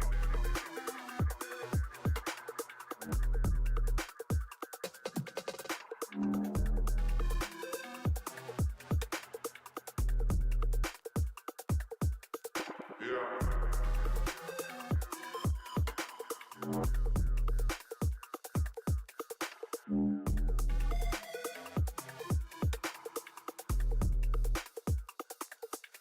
Sharper than.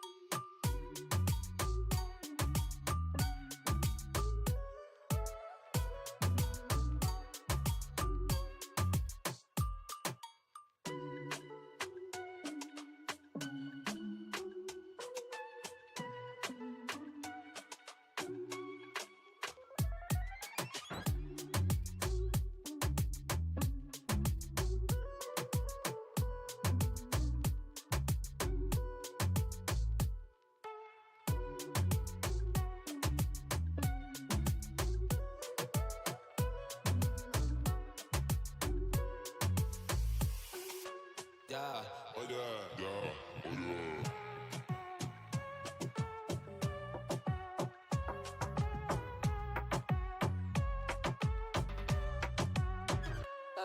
baby.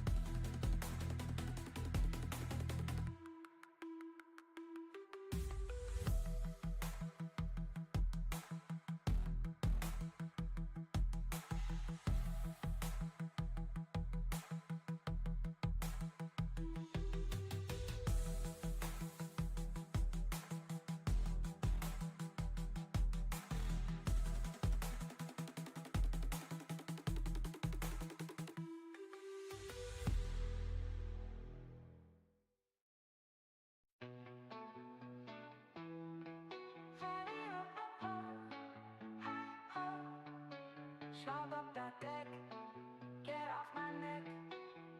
Content strike, ain't got me a check. Rope a dope so, oh ha ha. Very so mad, ain't got no money, ain't got no honey. Just really plain sad. Jerry, are you okay? Are you okay, Jerry? STD, touchdown, had to let you go. Over leverage with compliance and shame. Touch yourself, cause you got no game. Let's say, why are you so mad? Oh, ha ha.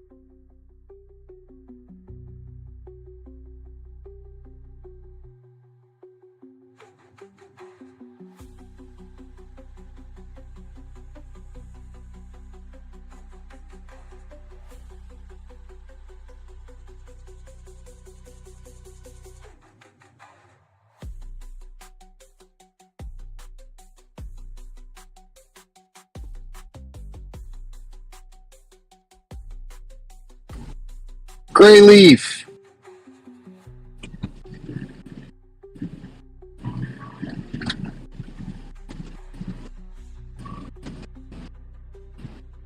Hello, GrayLeaf.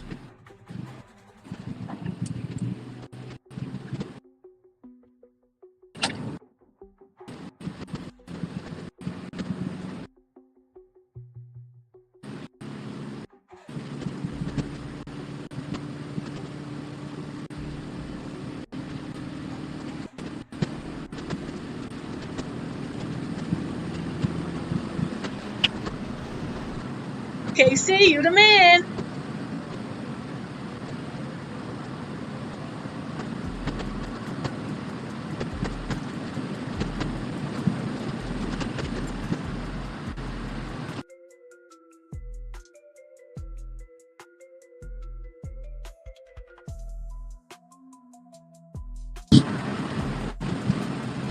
Papa, can you hear me?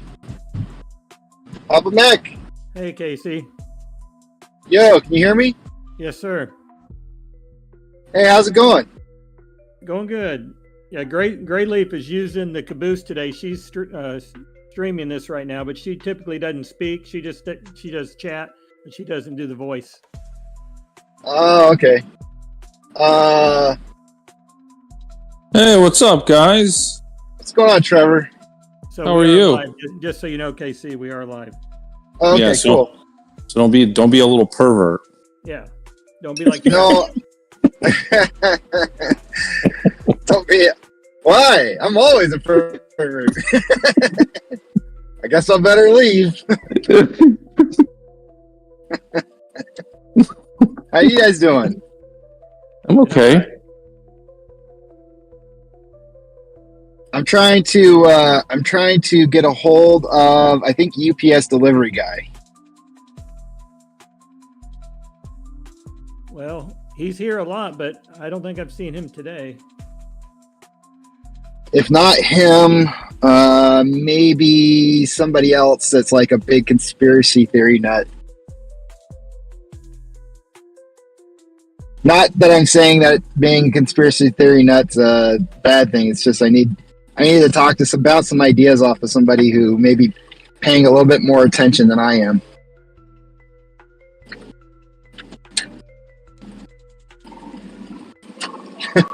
You guys are like dead silent. Yeah, I'm trying to think. I mean, I'm thinking Tech We Love. He's into some of that conspiracy stuff, I think. But I'm not. He's here a lot too, but I don't know if he's here right at the moment. But What about Yaka? Yeah, busy. It's gonna be like conspiracy theory, based around the Greg profile on X. Okay. More than likely. And I'm on my way to work and I'm driving, and so I'm almost shaking it, like how crazy what it is that I may have found out just recently. It's kind of some crazy stuff. I posted out a tweet a little bit ago about a specific date that I was looking at as a target date that has been part of the timelines that I've been posting for a while now. And one of the things that you have to understand is that the timelines were messed up when we had that day where the market wasn't trading due to the presidential burial of Carter, and the market stopped trading that day. Mm-hmm. That was an unexpected non-trading day, meaning like you would have had to have known that Carter was going to die in advance to know that the markets were. I mean, everybody knows that when the president dies, there's always a day that they take off for the market. That's a known thing, right? But knowing when a president's going to die is like who's going to guess that in advance? There's no way to know. But what about the day? They could have easily went a day later or a day backwards, right? Would that have made a difference than having a certain day? No, because all I had. Speak of the devil. I was just gonna say the same thing. Jesus. So it doesn't matter in regards to, so the reason that the time is hitting on this specific day, or the target is hitting on this specific day, is because of that passing. So really you could have just said, you could basically say, like, I think if in the beginning of December you think that Carter is going to die somewhere between then and the date that's coming up in a few days here, you basically be giving yourself a window of about 3 months, right? A 3-month window of suggesting that a president's going to die in that time frame, which is possible. But I mean, it's pretty like gutsy to like just assume that they will, unless you had some kind of insider information. So, all right, he could be an astrologer. What if unless you're talking to Hillary Clinton, you might know when people are going to die. Well, all right. So funny you should say that. That's actually really funny that you should say that. Oh God, Papa, close the live down. We're gonna get all right, because no, check this out. When I was growing up with my parents in Washington D.C., and remember my dad was really high up in the Reagan administration, and one of the things that I remember them talking about, and I got to find out little tidbits here and there that were probably top secret things that I wasn't. What happened? What happened? Got him. You got cut off, Casey. Are you there? Yeah, did I cut out? Yeah, you left and came right back. Okay, well there's they must have, because that's really weird. I didn't press anything. I'm actually driving. My hands aren't even touching the phone. Driving? Yeah. Driving is crazy. So there's an ambassadors will oftentimes go to a very specific hotel in Washington D.C. And that particular hotel, and not only ambassadors but also presidents of other countries. Well, one of the things that I had learned from my parents growing up is that the CIA was involved in collecting fecal and urine samples from toilet waste from people that were coming to that hotel. And the reason for that is that gave them so the whole thing about the CIA is it's always about collecting information, right? The more you know about somebody, the more information you have, the more you can predict or estimate how well a plan might go. So say, for example, you were looking to invest into a leader of a country that wasn't the leader yet, somebody that you wanted to promote into the position, and you wanted to find out a lot about them, and their health and whether or not they're going to die on you. You would want to collect, samples of their urine and feces in order to find out if they're going to be a viable asset. You wouldn't want to invest a lot of money into somebody who's just going to die on you, who has cancer or something, right? So, and it's more than that too. Like, what if you wanted to know if you're, an opposing, somebody who was not necessarily a person that you wanted to be in a position? Maybe you found out that, so-and-so's has a high propensity to have issues with eating high fatty foods. They may have a heart attack soon because of certain levels in their, we're detecting in their in the samples that we're collecting. And so you could actually start actively pushing to make sure that person, the meals that they're getting, is only things that are going to cause them to have a potential heart attack. There's lots of things you can do with information. That's an important part about all this, is just knowing that information is powerful, very, very powerful. So to know whether or not a president is going to die, you could know in advance if you had inside information about maybe their platelet levels or, like...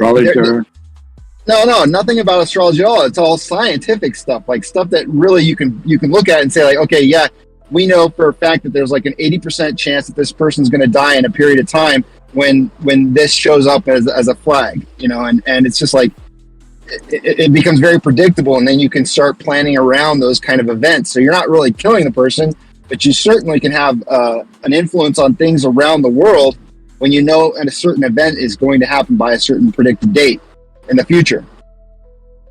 So what I'm trying to say here is that to know that Carter was going to die before he died a month in advance is not far-fetched if you had inside information. Well, I think just seeing Carter on TV, I don't know if it would have been a mystery that he's probably going to die within the next so many months. I mean, he was in pretty rough shape. But Yeah. you're not just saying one day, like your timeline is just shifted one day because of that, or are you saying that? I'm saying that the timeline got shifted by 1 day because of it. Just one day. So Yeah, just 1 day.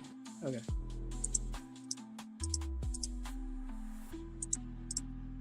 But to know that in advance is pretty crazy.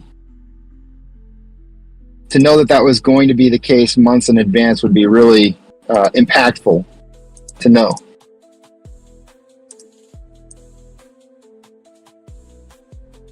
Yeah, I'm just. Anyways. I'm too dumb to understand all this. I'm just listening. I'm not. I'd add to it if I could, but I just don't follow it close enough to have any insights. All right, so do me a favor. Can you get on X? Yeah. Go to my post about Carter,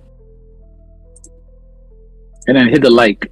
and then go to the person that made a comment on there about a Connie song, and then have Grok explain. You can hit a little button on their post that has Grok explain it for you, if you know where that's at. Okay, so you said go to your post on X, which I'm at, and I see the one about Carter. And then some guys put in a post about Connie.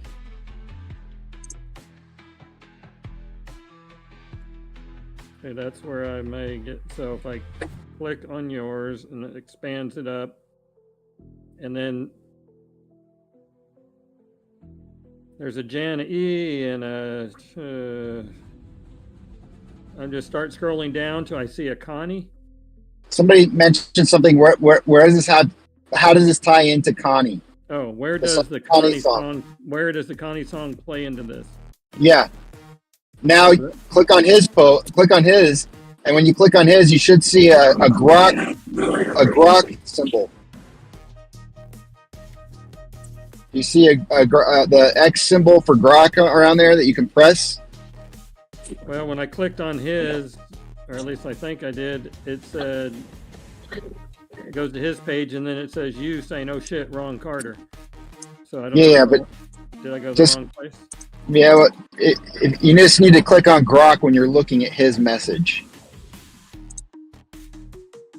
Well, do you have to have the blue check mark to have Grok on X? Is that part of it?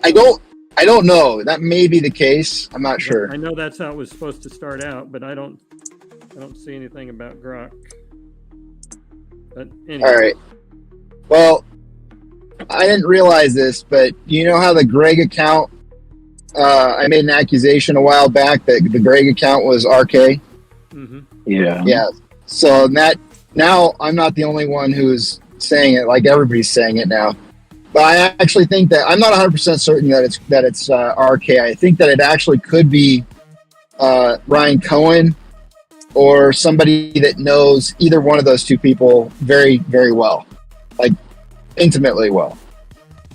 And all I know is that Greg, I think, if I'm not mistaken, Greg was posting stuff about Kanye on his Yee account for quite a while. And I think what he's referencing in terms of that Connie song is he's referencing Aaron Carter, who died in 2022 just before he was supposed to expose Hollywood.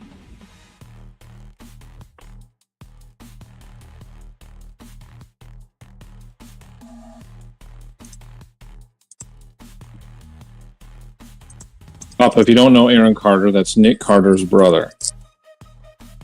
The singer? And how does Hackman come into all this, though?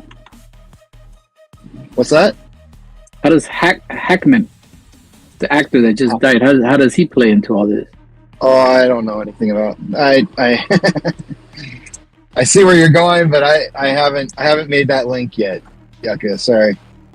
That's all right. I found the Grok option to click on now. Somebody in chat told me it's in the upper right hand part of the screen, so I saw it, and I don't know if I got to the right place, but it says answer.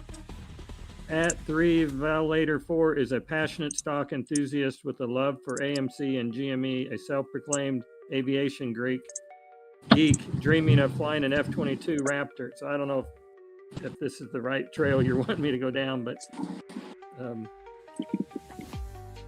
No, when I clicked on it, it said something entirely different. It went into a detailed link between Carter and. So what I'm suggesting to you is that Greg was talking about Carter using a reference of Carter and Ye or Kanye West, trying to tell us in advance what was that Carter was going to die. But he was using the wrong Carter. Oh, he's using the Because Grok correctly guessed that the Carter in reference was Aaron Carter. But Greg was, if you watch Greg's account, he's really tricky about making sure that he always says things in a weird way so that it brings up certain key things that you would think about or talk about, like Aaron Carter, but not understanding that it's a double reference. On what do they call that? A double entendre, meaning that he's actually talking about President Carter dying, but long before it happened. So what's your conspiracy theory how he knew that? I don't know. I mean, I guess like you said, we all could have sat there and looked at the images of President Carter and said, like, yeah, he's going to die, so what? But the fact that he knew that was going to impact the timeline in advance, like, that's really forward-looking. That's very forward-looking. That's next level. I mean, that's super next level. I mean, nobody fucking looks that far in advance and goes like, oh, yeah, that's going to impact the markets and, you know, everything's going to trade a day later than what it normally would because of it. And it's, you know, something we only see like once every, I don't know, decade or so. Well, I mean, unless he knows we're in a simulation and he understands the code. You have to see, that's a problem. That's a problem, Yoko. You gotta make sense somehow of some of these things. You can't just keep going down the rabbit hole. You have to have them like make sense somehow. Like when you throw in like the stuff that like just goes like way far out there like that, that's when you know you stepped off the deep end and you're not seeing the real links. You're missing the good stuff when you start going too far. You have to make it make sense. Yeah, it hasn't made sense ever since you left, Casey. Well, he's been working hard, and I know he's been working hard because he helped me out with something. So, yeah, he's been busy. Yep, he's been busy. All right. Well, I'm at work, and I'm a minute late, so I gotta go walk in here. All right. All right. Dropping in. All right, keep it tight. I'll talk to you guys later. Okay, sweet. Take care. Yeah. Now, what do you got to say for yourself, Yucca? Now why? Why? Fuck now, why? So at the end of this, I don't know. I don't follow. What? So at the end of it, is there something? Is there something more to it that I'm missing here? I mean, I guess saying all that, if it just changes the timeline by one day, I guess I'm not. So when is that day? I'm not really sure. Even if you could predict a death or whatever, or no one was coming, I guess I'm not sure what the big deal is if it just changes it by one day. It's like, oh wait, the market just paused for a day, so we just go one more day longer. I'm not sure what to make out of all that. I don't follow any of that stuff, so I'm in the dark. So I'll just be quiet.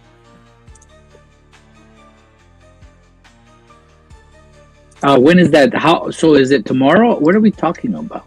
I don't know. Well, Carter died a while ago, and it moved the timeline by a day. But it moved it by a day, but does it really move it by a day? Is it a day or is it a month? Is it in God's years, or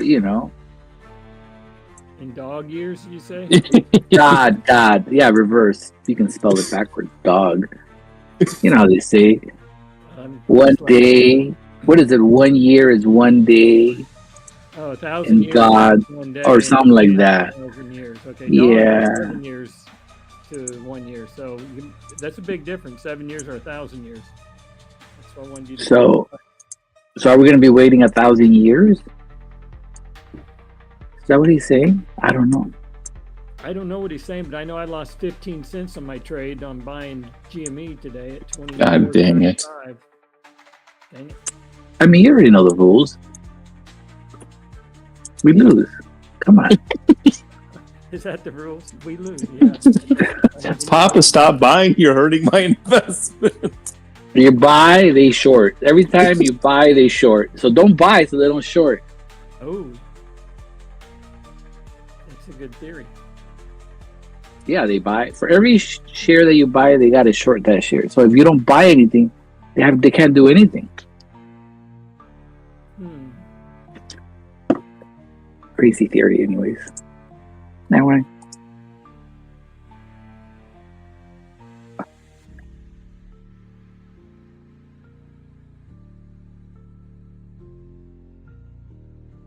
What did you guys do with Pirate today? Nothing. Was he in? He was in here earlier. Yeah, I've been in and out most of the day. I've been running errands, but I saw him earlier this morning in the chat, but I saw somebody in the chat saying something about what do you guys do with Pirate, blah blah blah. I know he's got that pool project going on, but I thought he had completed all the dirt work and everything, so I thought he was in the home stretch of his part of that, but I guess something else must have come up. Do you not stream Tuesdays and Thursdays anymore? Yeah, I took this week off. GrayLeaf graciously volunteered to pick up the slack and give myself a mental break. I wasn't feeling the best at the beginning of the week, so I just thought, it'd be nice to not have the commitment and just be able to pop in and out whenever I could, and so that's what I've been doing. So I'll be back. Well, it's all those taco hangovers, isn't it? Yeah. I don't know. I thought it was the weather earlier in the week. We had kind of some friends come through, and I just had these, I call them sinus headaches, and I just wasn't feeling great. But just beautiful day today, feeling good today. Did you get some nasty rains and winds? We did. Man, it was brutal here. A lot of really windy for a couple days. Some gusts. I don't know what they got up to, but 40 to 60 maybe. Yeah, same here. But it's beautiful today.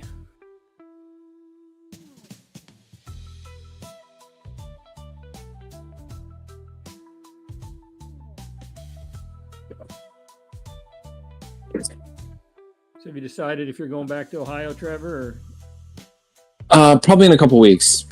2 more weeks?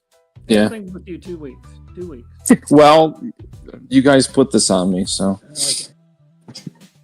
It'll be the day I'm traveling. It'll be MOS. I'll be on the side of the road with no signal. Like, damn it!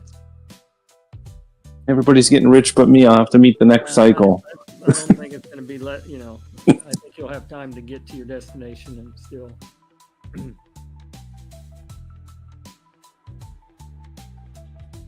Still be a part of the fun.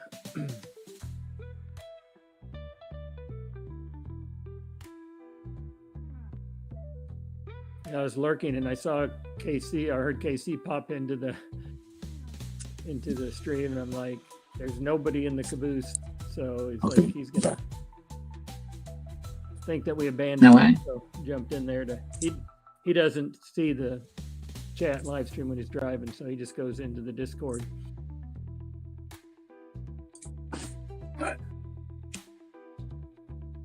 Yeah, I seen him sitting by himself. And, I was like, I'll pop in. You had the same idea, I guess. But Donkey Kong says Pirate is on pool duty. So I guess he must have had to do something else that he wasn't aware of, because I think he thought he was done.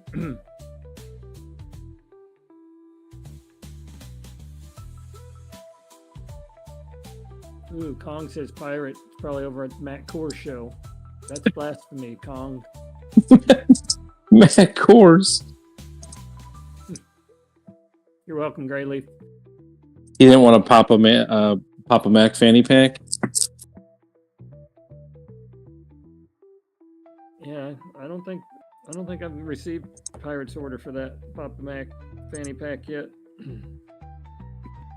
Now why?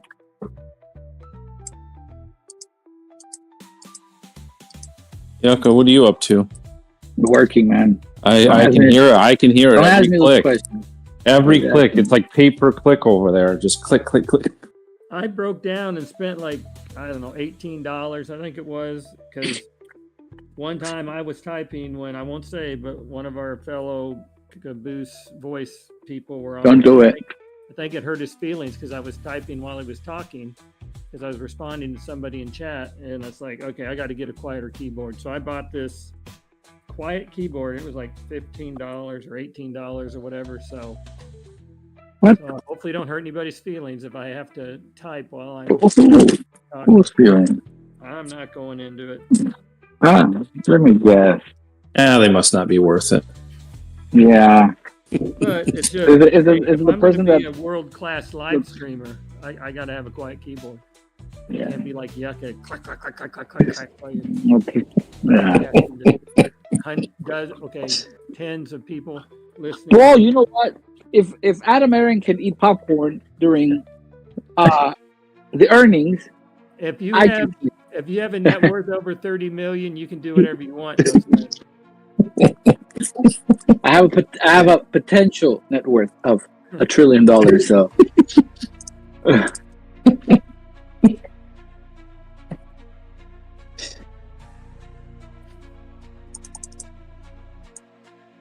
So now why? If we all took up a collection, Yuck, and got $15 for you, would you put in a quiet keyboard? No. Not even a keyboard, it's the mouse. Oh yeah, I forgot you're a graphics artist. The mouse. You know about the mouse? I don't think he even hears us, like those people that don't have a battery in their smoke detector and it just beeps every like 20 seconds. And you're like, hey, can you put a what are you talking about? I don't even hear it. It's just common to him at that point. It's soothing.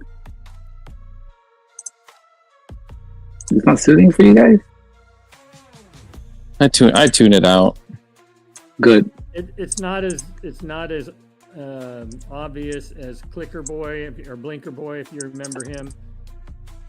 He was a short.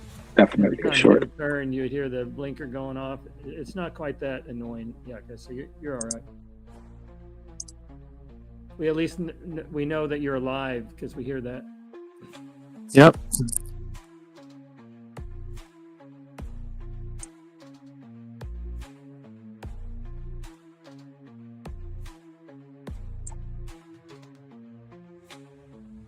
Well, the bell did close while KC was signing off. Looks like AMC ended at 301. GME at 24.20. Like I said, I lost 15 cents on 23 shares today. Don't do it. Yep. You got to average down now tomorrow.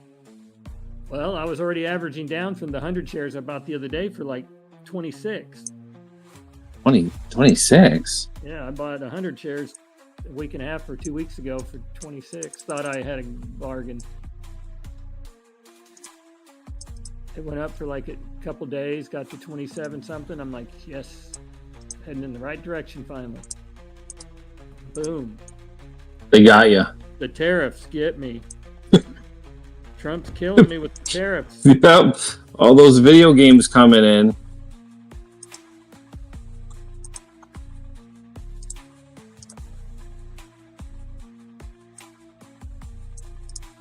As Trump said, there's going to be a little bump in the road for a little bit, but we're okay with that, he said, and then it's going to be crazy, man. I feel you. Golden era. I have a theory. Oh, All boy. these presidents, wait to all hear these, yeah, all these presidents are the same. They send money overseas to Israel or wherever the hell they're sending money. On the other side, they're grabbing that money, putting a little bit for that president, and then grabbing a little bit for themselves and giving the country a little bit. And this way, you keep sending, you'll have a big retirement once you finish your term as a president. theory would be And great, it can't be tracked. It Trump can't be already tracked. had the money before he started, so that theory goes out the window. there. I gotta tell everybody that it's all fake. He has money, but he's not what people think. Yeah, he leases his name. That's all it is. He leases his name on buildings, and it creates value, I guess. It's a smart move. You should do that, Papa. I told you. Papa Mac on all buildings. And so I'm still waiting to understand your theory of that you're saying he doesn't really have money. He has, but it's not what you think. Like how they make it perceive. Like, oh, he has so much money. He has money, but it's not like that. Yeah, they called him a billionaire. I think he's more broke. He has more debt. Multi-millionaire instead of a billionaire. Yeah, he has more debt than actual money. So you're saying he's in the Russ Hanneman Club? Oh, you got that right. Yeah. Yep. He doesn't drive. USA Club. He doesn't drive. He than we have. He doesn't drive. He doesn't drive. He doesn't drive a car that has Lambo doors. He has doors that open like ears, like left and right. You know. I don't think he even drives. Nobody's gonna get that one. Oh god. They don't get it. They don't watch Silicon Valley. You guys are missing out. So that airplane that Trump flies around in, who owns That's not his. That's not his. Everything is leased. He's smart. He's a smart man. He has more debt than actual money. So like that, he doesn't have to pay taxes. Everything's all right up. And he knows we all die, so we're not taking anything. So, hey, just use the system. He's just like Kenny G. You sell what you don't own. Eventually, it might catch up to you, but you'll probably die before it catches up to you. You know how Kenny G there, Citadel owns. What is it? They sold shares that they don't even own. It's called organized crime. The good people are not that organized, but the criminals are well organized.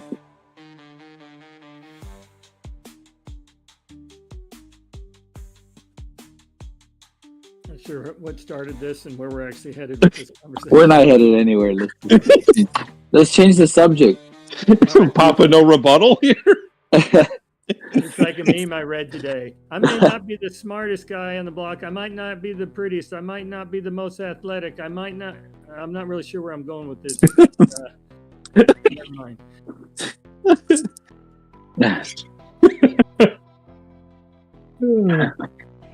I thought about that. I don't know why, Papa. I was taking a shower and I said, hey, what if these presidents are sending money and the other people receiving the money, they're like, okay, we're going to put some of this, a big chunk for you somewhere when you know, what if that's happening? You know, you got to question everything.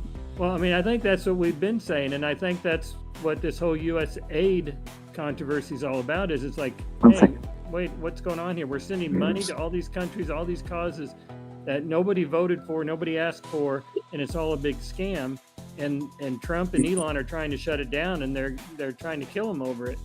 So I put Trump and Elon in a different category than all the others, as you described. I agree with you that this scam's been going on for decades, and when you try to stop this scam, there's going to be a lot of people that don't like it. They might try to kill you over it. And now we have to behave because Pirate's back. Don't behave on my behalf. You can't make my day any worse. The fucking pool fuckers canceled on us again. That shit's all about. Now they're saying tomorrow morning, which aggravates me. They wasted an entire day of my life. And then on top of that, my son's piece of shit car broke down again, the one I put the alternator on. So it all went to hell here. I said, let's set an egg timer and see how long it takes before I'm shoved back out there underneath one of those hoods. Says he took off down the road with it and it ran fine until he got up to about 1,300 RPMs and the battery light comes on, and then the dashboard, all the instrumentation goes dead. And according to my research, it means that alternator that they sold us is bad one. So these cocksuckers at O'Reilly sold me a brand, not bad, a remanufactured alternator with a bad voltage regulator in it, which pisses me off because I told the family to buy new, not remanufactured. They claim that's what they asked for, but apparently there was some mix up at the store, so I'm not having a good day. Well, you won't be happy to hear we just had a visit from KC and you weren't here for it. It wasn't a very long one. I saw him on there. I saw him on the screen, but I was involved in. I had 3 fires I was trying to put out at the same time. Gotcha. Yeah.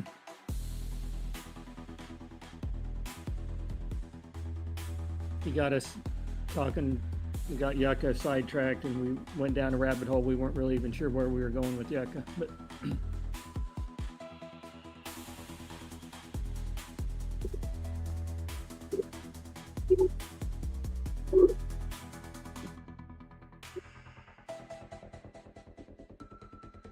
nothing that pisses me off worse than doing the same job twice. For starters, I don't like working to begin with at my age. So if I get pressed into service, I'll already do it begrudgingly, and I'm kind of pissy about it. But then when I take the time to do it and do a proper job, and then it's just as fucked the next day, sets me off like you wouldn't believe. that's not uncommon, I guess, for a lot of us that, you know, like I said, doing it once is enough, but then to have to do the same thing. Or my dad, you know, he was a mechanic. I've shared before. He hated doing the same job twice. That's for sure. Well, it's created some family unrest. The first thing happens is Mrs. Pirate searches for parts on the internet, and she's like, she shows me 2. Which one of these do you want? One's remanufactured, one's brand new. There's a $45 difference. I said, buy the brand new one. I don't want their rebuilt junk with electric. First thing she says is, we're not keeping that car very long. We're going to get rid of it soon. I'm like, then why did you ask me? Why the fuck did you ask me if I answer you and then you're going to argue with me? So right off the bat, we're off to the races. I don't fucking get it. Of course, then when I say that, why the fuck did you ask me? Then now we're having a real good time. Is that kind of like saying right now, why? You need to calm down? Is that kind of the same? It's like, you ask me, I tell you, and then you argue with me. Why not just save us all the aggravation and do what you want in the first place? So she capitulates and says, fine, I'll spend the extra $40 and get the brand new one. And she goes over and comes back. I open the box. I go, this is remanufactured. How do you know? I go, because it's got greasy parts on it. New shit done greasy. You know, and then I give her the stink eye. Of course, now we're off. Now we're fucking escalating. And she declares that she told him to buy new. I'm like, well, did he charge you for the new price and hand you this piece of shit? So then we go through all of that. And she has to dig out the receipts. And of course, she's anxiety ridden, whether she's going to be held accountable or not. And I don't want to be that guy, but I mean, it's like this shit always ends up in my hands. And then I'm like, well, all I want to know is, did he charge you for the new one? Or did you pay for what we got? And put that to rest. She's like, no, according to the receipt, we paid for remanufactured. Then you get into this. Well, I didn't know it was remanufactured. I'm like, well, your first clue is right on the box in big fucking letters when it says remanufactured, but that's neither here nor there. Give me that piece of shit and we'll put it on. So I put it on the fucking car, and here we are. 24 hours later, I'm out there taking that fucking piece of junk off. And then, like I said, everybody's mad at me because I'm mad, but I'm the only guy who has a right to be mad. It sounds like the world is after you. Yeah, they're out to get you. It's like fucking makes me want to just go fucking hide somewhere with a bottle of gummies.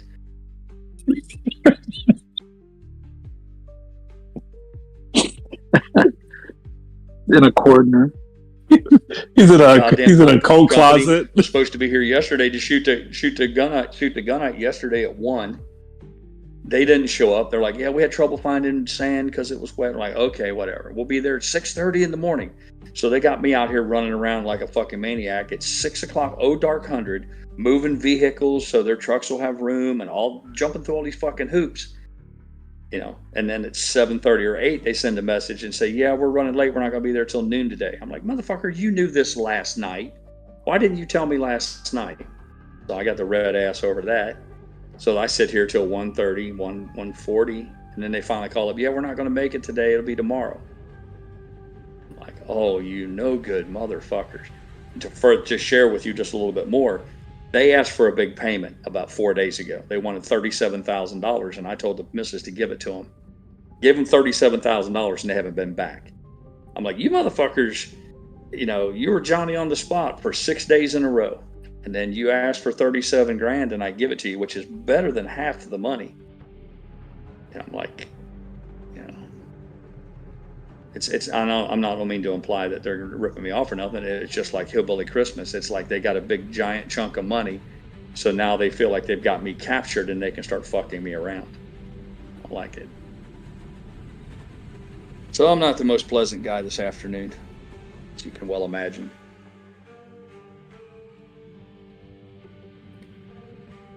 I don't know if it'll make you feel any better. I lost 15 cents on my GME trade today. That sucks, man. Yeah. Well, that's per share, and I did buy 23 of them.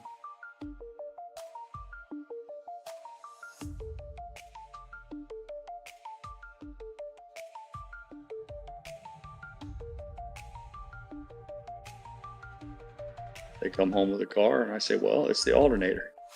Of course, the missus, she's going to dig in her heels because she feels like somehow or another that's on her. I'm like, it's not on you. But because of the story I shared with you about remanufactured versus new, she doesn't want it to be the alternator. And it may not. I don't know. We're quickly getting to the end. I'm not an automobile mechanic. I'm an aircraft mechanic. But my thing was, I told her, I said, listen, I made a couple calls. I did some research, looked on the internet. Everything on here says, that it's still a bad alternator. So that they remanufactured this motherfucker, but they didn't do a very good job. They have a thing on there called a voltage regulator. It does exactly what the name implies. And it's not working. She's adamant. She's like, no, I'm not going to believe it. There's no way they sold us a bad part. Well, what my wife doesn't know, that in my lifetime, I can't tell you how many times I walked into AutoZone and they gave me shit and it was garbage right out of the box. Ask any mechanic, ask anybody who's worked on cars for any period of time. If you think because you get even a brand new part, not reman, from fucking AutoZone, that you're good to go, you fucking better rethink that shit. Unless you buy original equipment parts from Ford, you buy any of this shit from China, Taiwan, it comes out of fucking Durablast, it comes out of AutoZone, it's a roll of the dice whether that brand new shit will work. But, I'm not going to tell my wife that because apparently she knows everything about parts now. They agreed to go take it back over there and get it tested. How are you comparing 15 cents to 37,000? Well, yuck, it was my poor attempt at humor.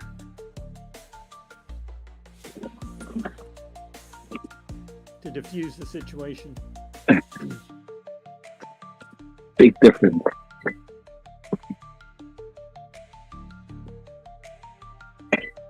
I will agree with you, Yucca. And all we know that part Pirate got could have been a return. Some sneaky guy swapped out his part, put that one in there, returned it, and some guy that took the return. It happens a lot, Yucca. Happens all the time. Happens all the fucking time. And then they sold me the remand.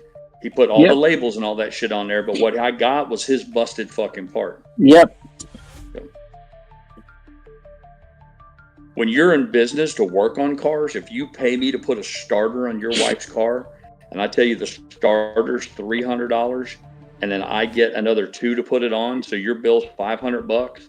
If I go to AutoZone and buy that piece of shit Chinese part and put it on there, and you come back in 2 days and say it's not working, AutoZone's like, oh, we're sorry, dude. Well, yeah, free replacement. I'm like, yeah, but now I got to do the job again. So you don't pay me twice. I can't say, Yucca, will you pay me 2 times to put the starter on? You're like, no, dude, I paid you once. So essentially your paycheck gets cut in half. And I used to tell those guys at AutoZone, I'm like, fuck you and your part. Pay me to do the job again. So, but if you're going to be an automobile repair, you need to understand there's a huge difference between original equipment manufacturer, OEM, in this case Ford, and what you get from Pep Boys, AutoZone, Napa, all those are what's called aftermarket parts, and they are not built to the same standards. Now, 9 times out of 10, you can get away with it and you can save some money. Just don't be surprised if you put something on brand new and it's fucking junk. Yup. Don't do it. Yucca, what I want to know is, have you possibly done this little shenanigan that you just explained? No, I've never done that. I've seen it been done. Yep. And I've heard about people returning shit that was bought, and they're like, hey, you returned something that's used, not the new one. But, you know, it's usually the employee doesn't give a crap. They'll just put it back in the shelf. Yeah, they don't want to deal with the, they don't even check it. They're mad or something, and it's like, you don't pay me enough to fight with these customers. Well, I'll tell you this, Yuck, I didn't give you all the details. When she brought me this fucking hunk of garbage, you could see the box had already been opened. So the plastic label's already been ripped open. They had opened it and it was put back in there. And then on top of that, there were dirty fingerprints all over the electrical hookup. So either A, somebody else has taken this motherfucker back, or B, they did what you said. But we're back again to, for the love of God, just do what I say. I didn't say bring me remanufactured. In fact, you asked me, goddammit, and I told you bring me new. You know, and it starts with that. And of course, when I point that out and I get chastised for being impatient or ugly, mean, negative, all that, I'm like, I guess to be fair, sometimes I talk to my family like they're military members, and they're not. You know, they constantly remind me this isn't the military, but I'm like, well, maybe it should be. Y'all could benefit a little bit around here about learning how to take some simple goddamn directions.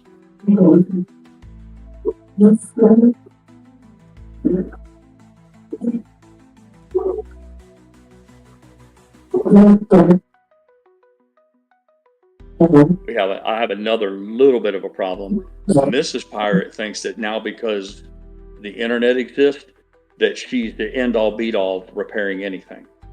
She's one of those people, those gullible, naive people that think that a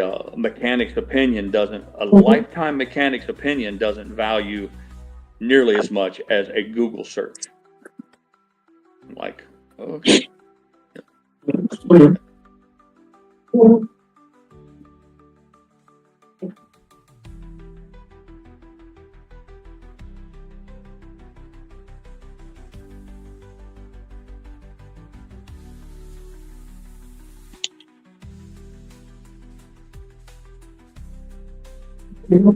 There's some undercurrents in some of this too, just to share with you a little bit of our family dynamics. When it came to buying the 2 cars, hey Trevor, somebody's got a hot mic. Sorry. Thank you. Dragging furniture around or something. I don't know. No, I'm shaving something down. What are you doing? Hold on. What are you shaving? Your balls? Oh no, your balls around? No, a plastic ring. Hold on. Oh, cock ring. My bad. Sometime to buy our 2 boys' cars, I picked out the first one. I picked out the Toyota Solera for my son, convertible from a drug deal auction. Practically stole the car, but I did my research on it, found out that it was a bulletproof engine. They're known for being long-lasting, everything. I'm like, this is the deal. And it got him through high school and college, and he'd still be driving it today if he wouldn't have ran into me with it. So, you know, that's my choice. Meanwhile, my oldest son, Jesse, the pilot, and his mom, they found this Mustang for his brother when it came his turn to get a car at 16. They found it over the internet, and with no involvement from me, they talked to the people, went and bought it and brought it home. They didn't even tell me it was a V8. Who in their fucking right mind buys a Mustang GT V8 hot rod for a kid that's 16 years old? Now, fortunately, my son isn't, the youngest one isn't the kind of guy who that would become a problem for. But if you had gave me that car when I was 16, I'd have probably died in it. But that's a whole nother story. But then on top of that, they brought it home, and it's been plagued with problems since the day they brought it here. It's just, we've got more money in repairs than we spent on the car. So I'm like, God damn.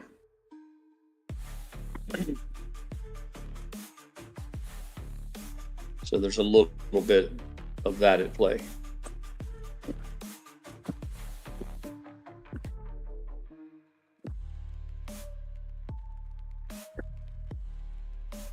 What year is the Mustang? 2004. Okay.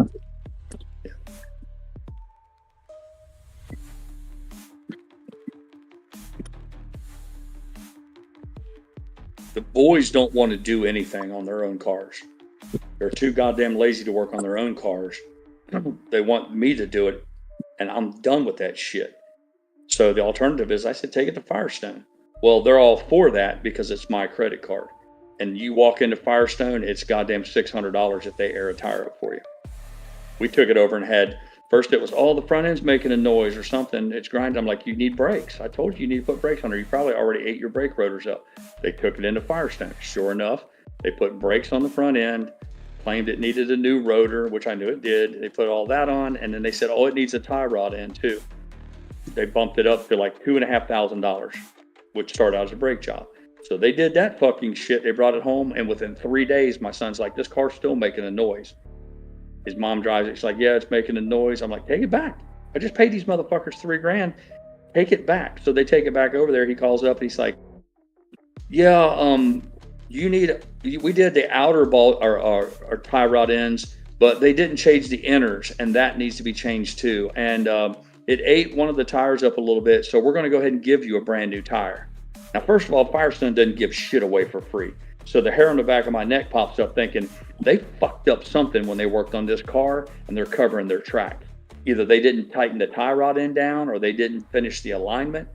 But I've never heard them say, yeah, we're just going to give you a free fucking tire. But then it was, but by the way, do you want us to go ahead and do the inner tie rod ends? So that magically ended, even with their new tire, it ended up being another $600 fucking dollars. You see where I'm going with all this? Now that was just for what was ostensibly started out as a brake job, ended up being just shy of $4,000 for a car that we didn't pay $5,000 for. Then it was fucking leaking water for a year. He had to put a gallon of water in it every time he drove it. So I sent it to my mechanic that I'd used for years. He said it needed a new intake because the intakes were plastic. He charged me $800 to put an intake on it. My son went and got it back, and within 3 or 4 months, it was leaking water again. And my wife got sideways because she felt like that guy that I've been friends with for over 20 years, that they just fucked us, raped us, and she refuses to go back there and do business again. I'm like, fuck it, go wherever you want. So now we're with Firestone. Took it into Firestone, and they put another $800 intake on it. Well, I guess they did it right this time because now it's not leaking water. Then we went to that, to the batteries were fucking dead. So that goddamn car has cost me, I don't know, $6,500 in repairs in the last year. The car that I bought, Jesse, we haven't spent fucking $500 on it in 8 years.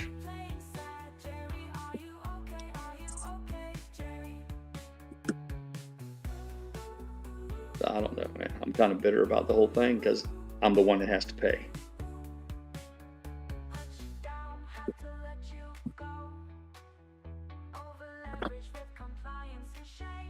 Been tough on me for vehicles because I shared the story with you all about Mrs. Pirate getting slammed into Mercedes. They went balls deep in my ass on that deal. So she's out of a fucking car. Family doesn't have a nice vehicle any longer, at least for the meantime. Then my son, his dumb ass, runs into me because he's looking for a cell phone. Fuck it. So, like I said, the topic of personal owned vehicles, as we call them in the military, POVs, is a little touchy around Camelot right now.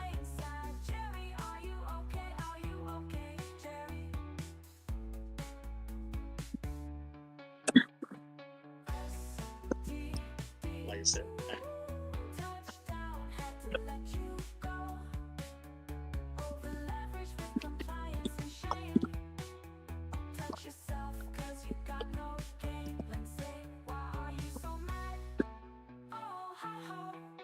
I took my Jeep Grand Cherokee in today for an oil change, oil filter, and then tire rotation. $89. I was happy with that amount.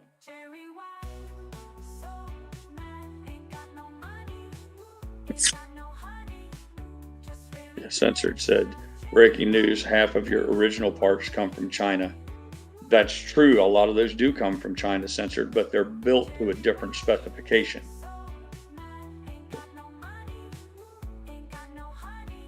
I forgot more about working on shit than the average guy will ever know, Censored Content.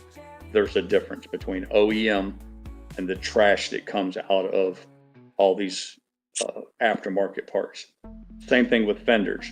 You buy a fender for a Ford to do body work, or if you go to a company like Town and Country that sells you the quote unquote aftermarket fender, they don't ever fit quite just right.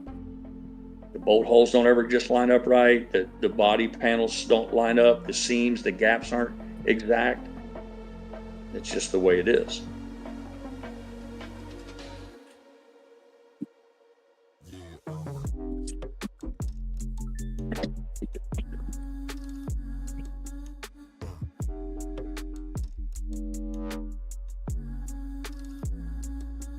I mean, I've used remanufactured parts before on junkers and beaters. I mean, if you buy one that's done, there's a place here in Pensacola that if you're patient, they will rebuild it for you. Any electric motor, they will rebuild starters, alternators, yacht, anything. But, they got 6 or 8 week lead time. You drop it off and you got to go back and pick it up. That doesn't work if you need the vehicle. But yeah, sometimes you can buy a reman and put it on there and you get lucky with it. But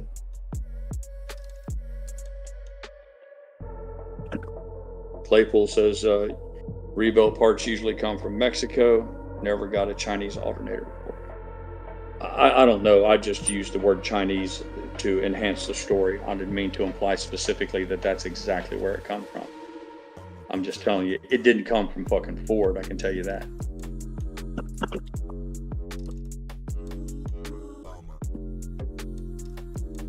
The first mistake was when I opened the box and I saw it had fingerprints all over the protective caps where the wires plug in, where you could see that somebody had pulled that off and put it back on. I should have noped the fuck out right then and there. But it's all about, inconveniencing people. I didn't want to have to make them drive all the way back to the store and insist on a different part. Again, I'm like, did you guys not open this? And they're like, no. And then we get into, well, you should have went and got it yourself. I'm like, well, you should fix your car yourself. I'm like, who the fuck buys something in a box and you don't even open it before you leave the store? God damn. For all you know, it could be a box full of fucking dirt.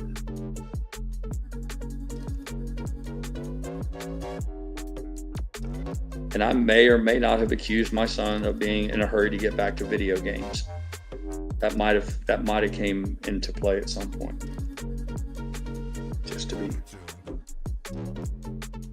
be honest.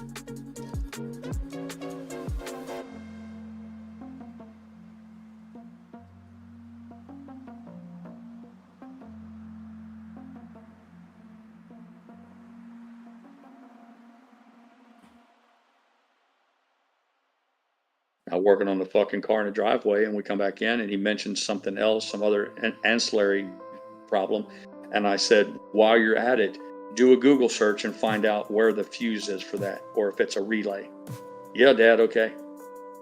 And I come back in and he's sitting at his desk. I'm like, what did Google say about the relay? And he's playing fucking video games.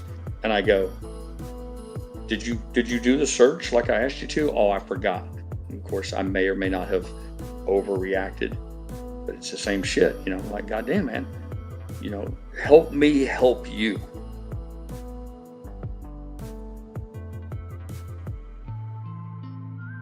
Like I said, he did it with a chainsaw, opened it up, and there's tree sap on the chainsaw blades.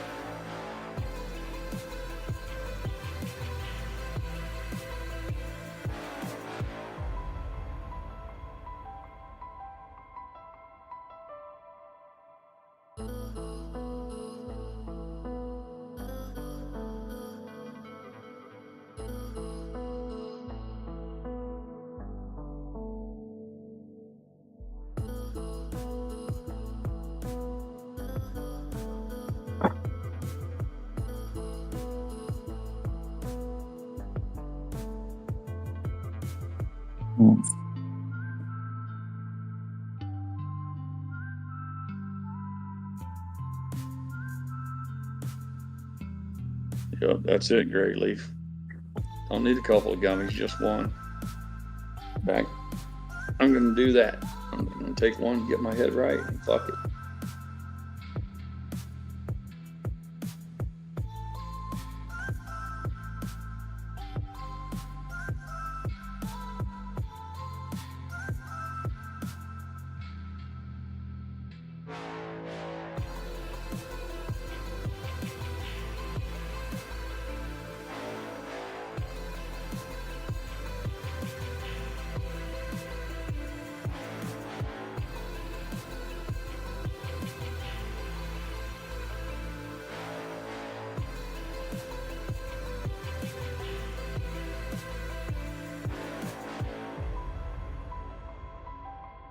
You ever feel like sometimes that the whole world's trying to get you? I think they got a word for that, don't they? Paranoid.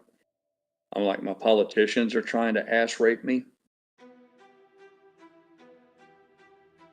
I always People joke and of say I'm foreign not countries, paranoid. Everybody's just out to get me. Yeah, foreign countries are trying to fucking ass rape me. The fucking local businesses are trying to ass rape you. It's like we live in a world of fucking everybody's trying to fuck somebody else.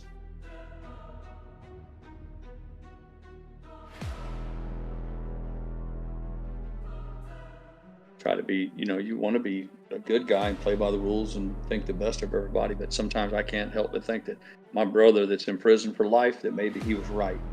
Maybe it's every fucking man for himself, and just understand those are the fucking rules.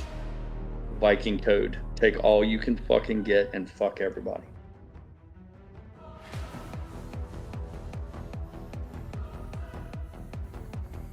But for the meantime, I'll still choose to stay on the good guy side, at least for the time being. I do question it sometimes.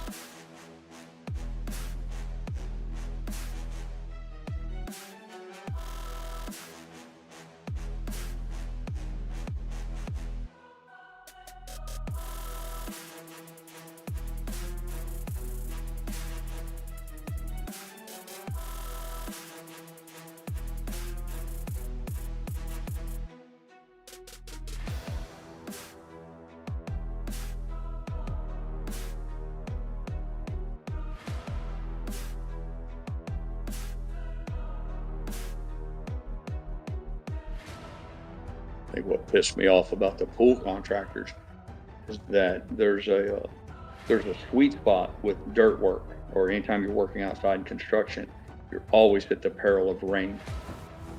Especially when you're digging a foundation for a house with a basement or a swimming pool. You got a big old fucking dirt hole dug, and you don't want your foundation to your house to become undermined if soil starts to erode from under it, because you can't just kind of stuff it back under there. And I felt like, we've done pretty good as far as the timeliness of the storms. And now we're looking at a big gully washer, Noah's flood, coming here Saturday. I don't mind the fact that the fresh concrete gets rained on. That's not the end of the world. But if they cancel again tomorrow, and then Saturday that storm comes, I'll end up with a fucking frog pond in my backyard full of wet mud and sand that'll have to be redug and all that. All because they canceled on me twice. So it makes me want to reach out and grab somebody by the throat and squeeze until their eyes pop out. Something tells me that's not going to get me my concrete delivered.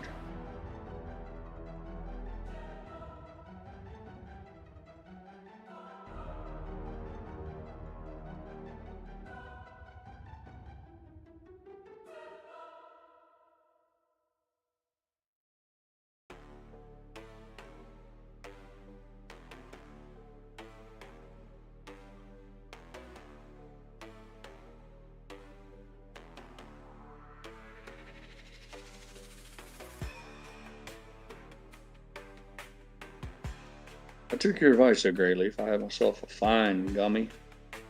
Here in about 16 minutes, I'll be right as rain.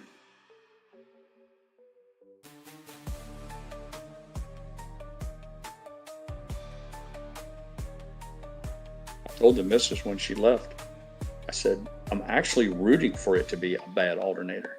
the last thing I want them to do is test that and tell me, yeah, this is perfectly fine. Your problem is somewhere else. Because that means that there's some other issue that exceeds my capabilities. It's either the computer and or some sort of a wiring issue, and that can be, man, that can turn into a nightmare trying to chase that kind of shit down. But I'm still convinced that it is the alternator. For no other reason than the old alternator wasn't putting out any power. So I know that one was bad. They give me this hunk of shit and I put it in and it only works some of the time. And I would argue that doesn't exactly point towards something else being wrong on the car. Yeah, that's what I said, Mike. Hopefully it's not wiring, and I don't believe it's wiring.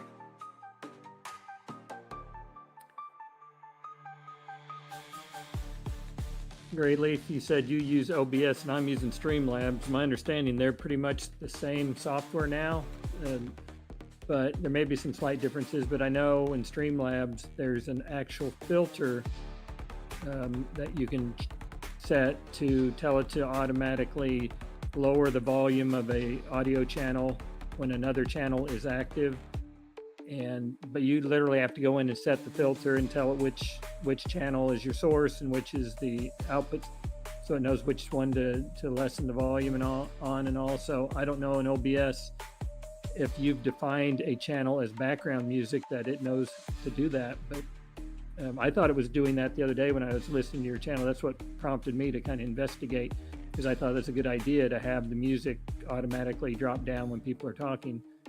But in Streamlabs, you have to go in and set that filter. And my problem was because my microphone was one channel and the Discord folks talking was another channel. My background music was a third channel. So I couldn't do what I wanted because I had 3 channels involved, not just 2. So anyway.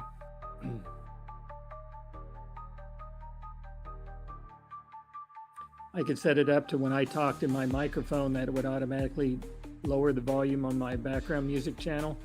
But then the people in Discord, when they talked, it would not have any effect. So the background music would stay the same level. Or I could set it to where the Discord channel's audio would do that, but then my microphone, it wouldn't when I talk. So I was not able to get to the effect I was trying to get to.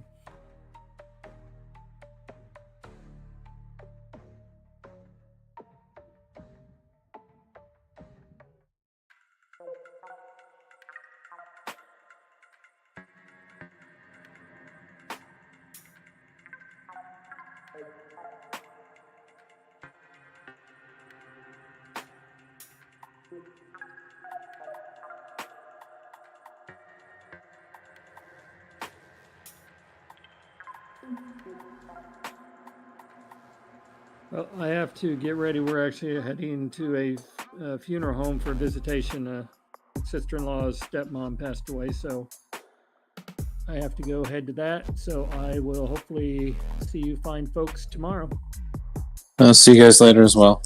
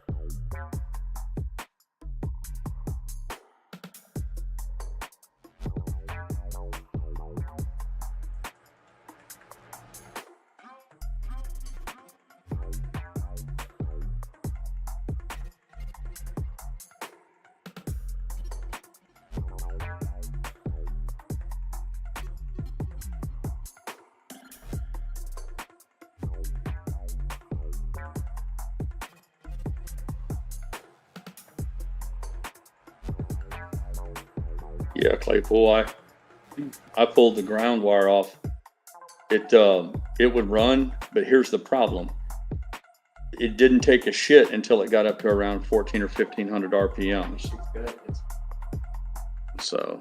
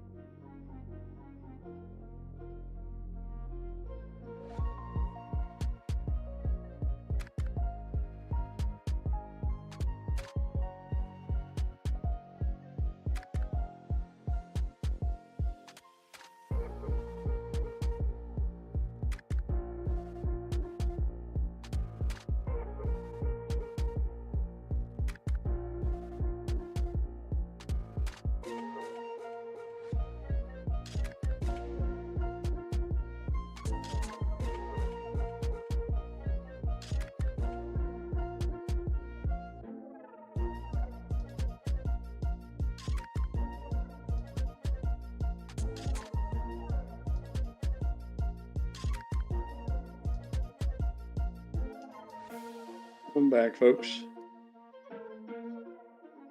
Drama continues. They brought it back. The girl at the auto place put it on the bench test, and she swears up and down it's working fine. I put it back on the car, had the wife get in it, started up and hold it up to about 1,300 RPMs, put an ohmmeter on it, and the damn thing's putting out 18.5 volts, enough to fry the computer. I'm like, oh, it's working all right. It's putting out so much, it's kicking out some sort of a failsafe. So I sent them back for this will be the third time. I said, take this piece of shit back, tell them I want my money back, and give me what I asked for in the first place, a brand new part. We'll see. I see Frog says, any chance the belt is slipping? No, the belt's running fine, Frog. It's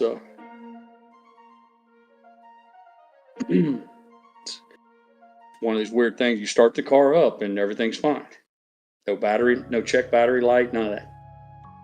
It takes off down the road, and when you start running through the gears, you get up, it's automatic, but when you get up, car starts pulling a little RPMs, then the battery light comes on, and now we got a new development. The dashboard goes cattywampus. Shit starts flashing and blinking, and then all the gauges disappear and fail.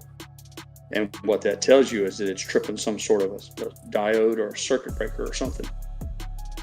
So this is why I lose my shit. Because I promise you, I might be wrong on this. I got to be careful because I'll have to retract all my statements. All of this comes down to the beginning when they said, do you want remanufactured or new? And I say new. I don't know what's so goddamn ambiguous about that. I guess it's just too many syllables, too hard for people to fucking comprehend. I don't know. Here we are.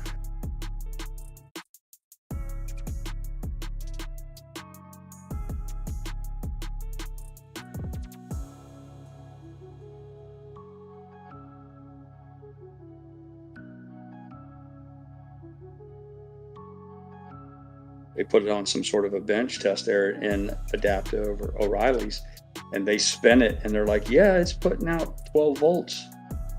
I'm like, I asked them point blank, I said, did you tell them they needed to run it up to, I don't know, 1,500, 1,800 RPMs like you're driving the car? But they just shrugged their shoulders at me. I'm like, go back, do it again.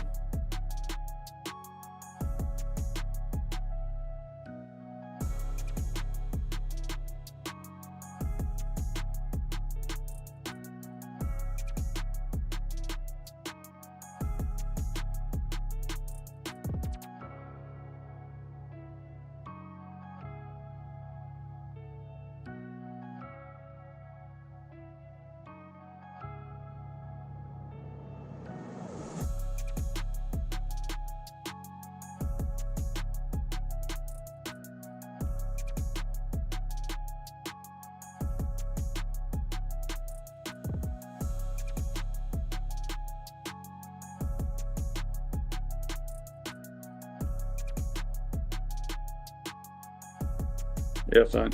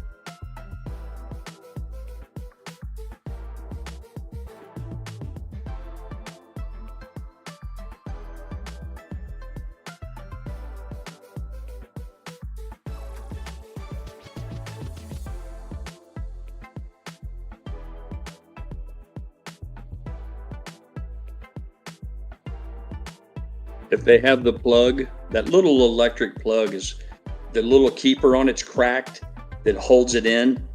It doesn't matter, but if they've got one there, buy one. The little electric plug, not the big one where we put the nut on it.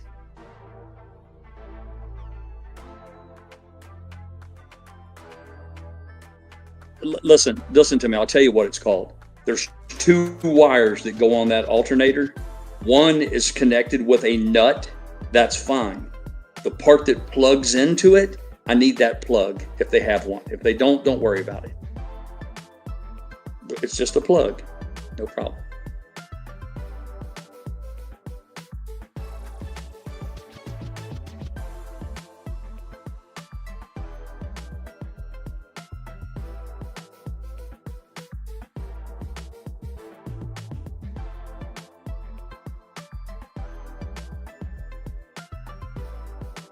Yeah, Mike, that's what I've said. I've said from the beginning, voltage regulator. That's why when the car starts up, it puts out 14 volts, which is acceptable. 13.9, that's perfect. It's keeping that 12-volt battery topped off.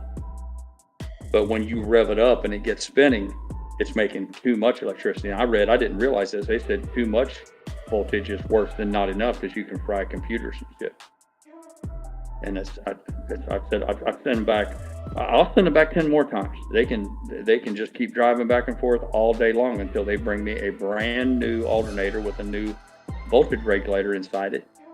And if I put that on, Mike, and it's still acting up, then maybe we'll start chasing wires and all that other stupid shit.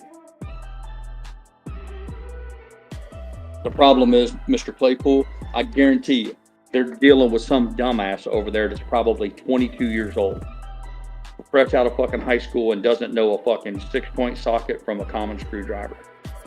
They just look on their fucking computer and here's what you need. You know, they don't know dick. And then you combine that with I'm sending my son who's in his 20s and my wife, they don't know dick. I guess they're gonna learn.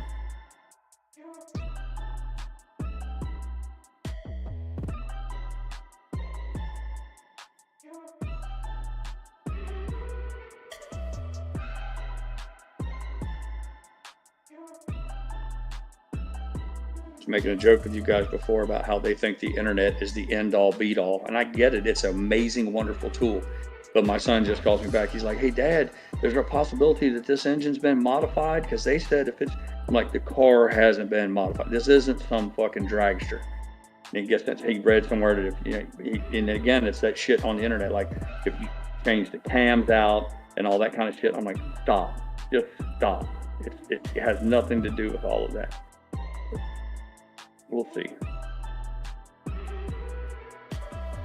I remember the old days, Mr. Claypool, where the voltage regulator was outside of the alternator.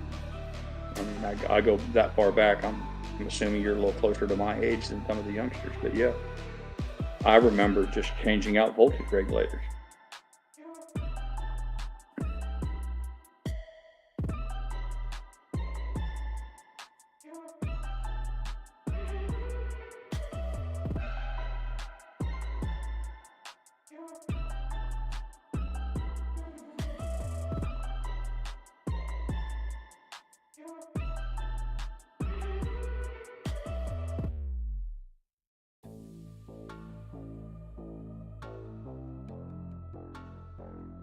you know you're fucked right off the bat when you open up the box to some of these remanufactured parts. And it's got a big label on the front that says, if you encounter problems, do not return this to the store. Call 1-800 first.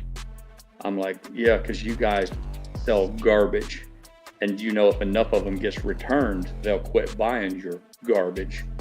But I ain't doing that shit. Fuck their 1-800 number. I'll take that son of a bitch back and throw it at that parts guy and say, give me my fucking money. This is trash. Right on, Mike. Yep, you're old school, man. I can't tell you how many times I climbed underneath the trucks and took a screwdriver and crossed the post from the ground to the hot lead for that starter. And then if it started, you knew it was a solenoid. If it didn't, it was the Bendix. The Bendix that wouldn't, the starter gear wouldn't jump out to engage the flywheel. Yep, you are truly old school, my friend. You and I are of the same tribe. Yep. I had a fucking tractor with a front end loader on it. First piece of equipment I bought to carry logs with my tree business. It was an old gas International Harvester, and the points on it would periodically it wouldn't start or it would start running rough. And I didn't have a feelers gauge, so I set the dwell on the points with a matchbook cover or a piece of cardboard. Stick it in there, set the gap, and she'd start up and run. We finished the job. I mean, in a lot of ways, they've made stuff better. I mean, they really have. There's been a lot of technological improvements, but a lot of shit they went backwards on. Specifically, you don't even want to get me started on EPA bullshit, all that other shit, the trash that they're putting on you, especially the diesel vehicles.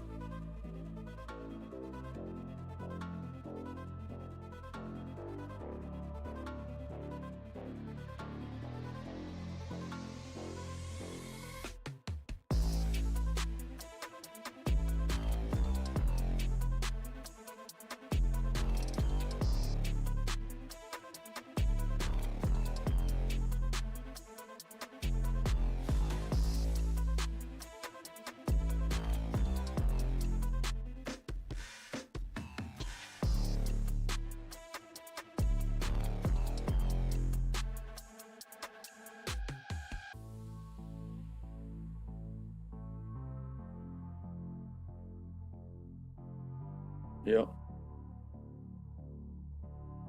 I remember an eye-opener for me when I had one decent car that I liked. I always wanted a Corvette, like most young boys, a lot of young boys.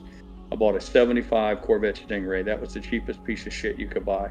They weren't desirable, they weren't rare, and I think I paid $5,000 for it, and it was a hunk of shit. I had to fix all kinds of stuff on it. But yeah, I remember a friend of mine telling me when you buy a starter for that, just go in and tell them you want a starter for a 350 V8. He's like, when you tell them it's for a Corvette, they'll charge you 4 times as much. Same goddamn starter. You know? Funny you said that. I told my wife today, I mean, this remanufactured alternator was like $300. I think they want $350 for a new one. I told her, I said, I think the last one I bought, I paid $80 for. Now, granted, that was 15 or 18 years ago. $80 to $340, that's a big jump.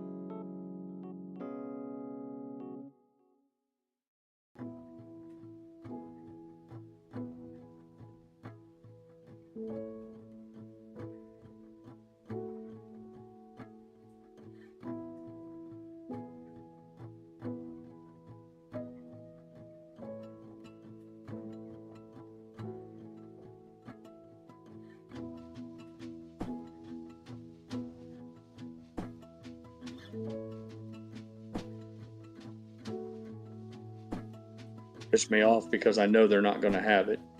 But when this whole thing started, she couldn't find one locally to pick up, so she looked for it on the internet, and she got some pretty good deals and all that kind of shit. But then they said, well, O'Reilly's will have it delivered tomorrow or today by 4. You order it by lunchtime, they'll have it for you by close of business. I was like, man, that's pretty fast. We'll go ahead and do that. But when they ordered it, my wife claims, and I'm not going to say she tried to pull a fast one on me, but she's claiming that she told them she wanted new.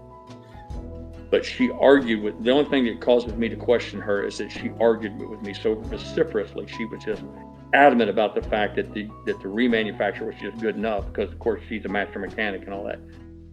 But and I'm not saying that she just disregarded my request and went ahead and did what she wanted to anyhow. But she's playing it right now like it was a mistake, that they sold her the wrong part. And I'm going to believe that. I'm not going to call my wife's integrity into question. So right now it looks like they ordered it, and in their haste to get it in, you order it by noon and they get it there by 4. Somebody picked the wrong part off the shelf, and instead of sending me the new one, which is what I asked for. But that doesn't explain why but I guess when she went and picked it up, I guess they rang it up. I don't know if she paid for it first, but you'd think when you'd ring that son of a bitch up, it would say right there on the screen. See, the more I think about this, the more fucking snakes in the woodpile I find. Because usually they'll try to sell you an extended warranty or shit too. Would you like to buy an extra? And I don't know. I'm getting way too paranoid on this.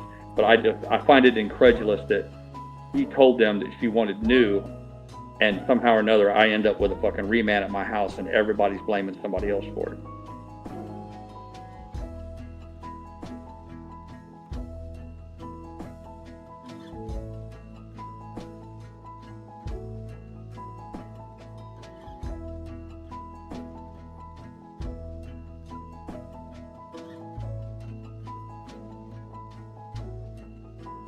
I don't know about you, Mr. Claypool, but I've lost the joy of working on stuff. I used to take pleasure in it. I took about a sense of accomplishment, felt like you done something special, but I no longer take any pleasure in working on shit, and I avoid it like the plague. Anything to do with it anymore.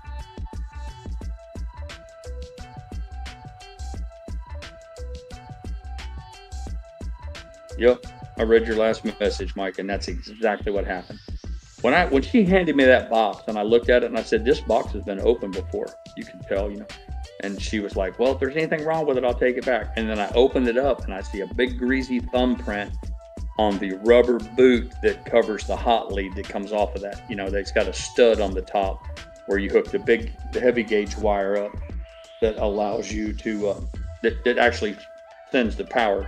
Actually, it's the transmission line back to the battery via circuit breaker, obviously, or a fuse. But when I saw that big black fingerprint on there, I said, somebody's had dirty hands on this. And then my mind said, this part's been installed before. And they're like, man, this just keeps getting worse. I'm convinced that's what happened, Claypool. Of course, everybody's going to deny it, including my wife. But I don't care. I'll keep putting them on. They send them back.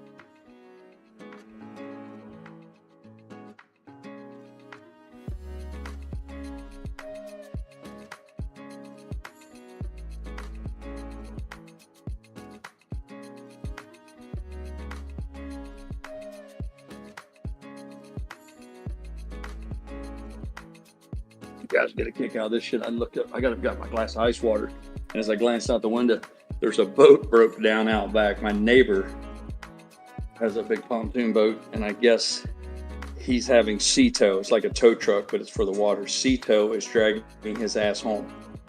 So apparently today is the day for mechanical breakdowns in this part of Florida.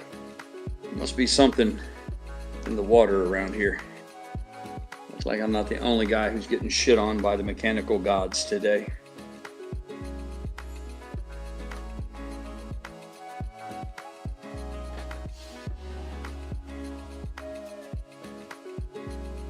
Yeah, I had a guy like that, Mike. And we had a parting of the ways. I dropped my son's car off there to have something done. We picked it up. There was a hole in the convertible top. How it happened, I don't know. Only thing I know is the hole wasn't in the top when I took the car there. When I got it and brought it back, it's still there. It's very small, about the size of a quarter, a tear. I put some, like an adhesive on it, kind of a glue type thing, black, match the black top. And it's not growing or anything. It's not the end of the world.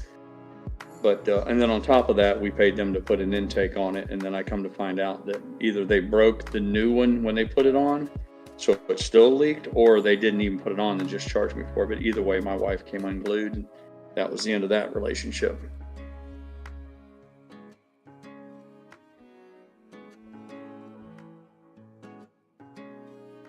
The team's back. Did they have it or order it?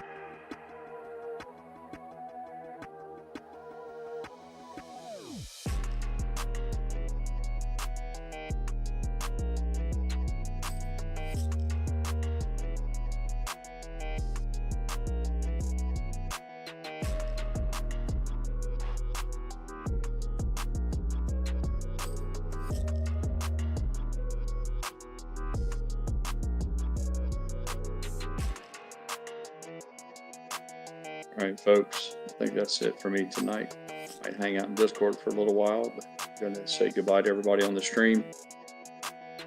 This is Pirate. My son ordered a brand new alternator. We'll be here tomorrow morning. And apparently the pool company has rescheduled yet again for tomorrow morning. So hope springs eternal. I'll see you guys tomorrow, if not sooner. Have a good day. Have a good night.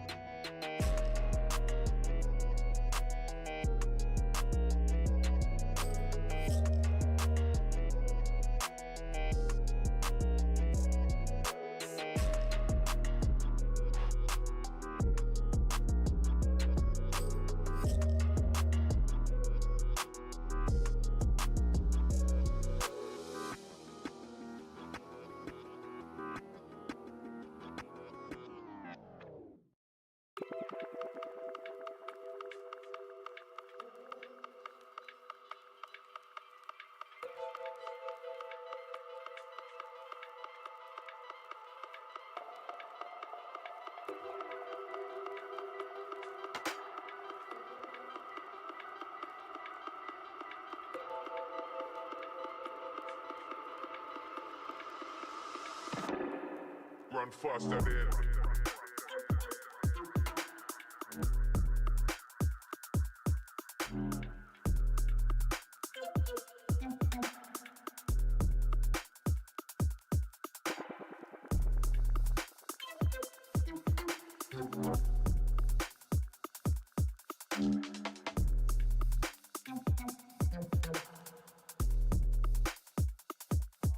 big blast in them.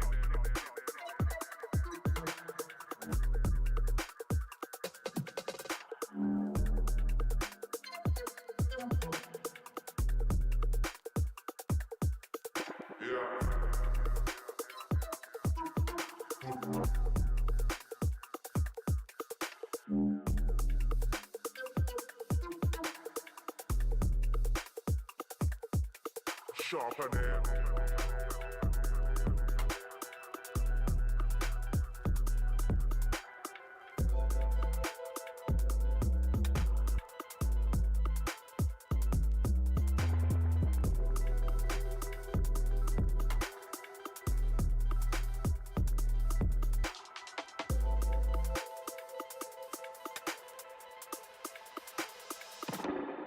Run faster than.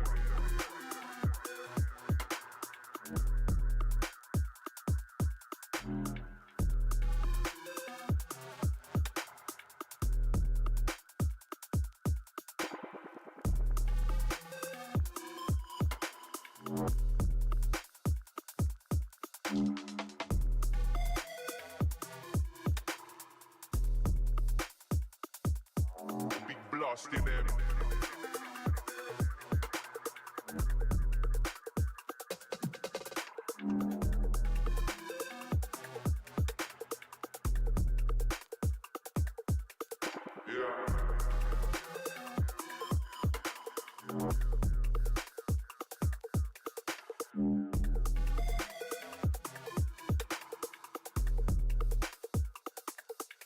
Sharper them.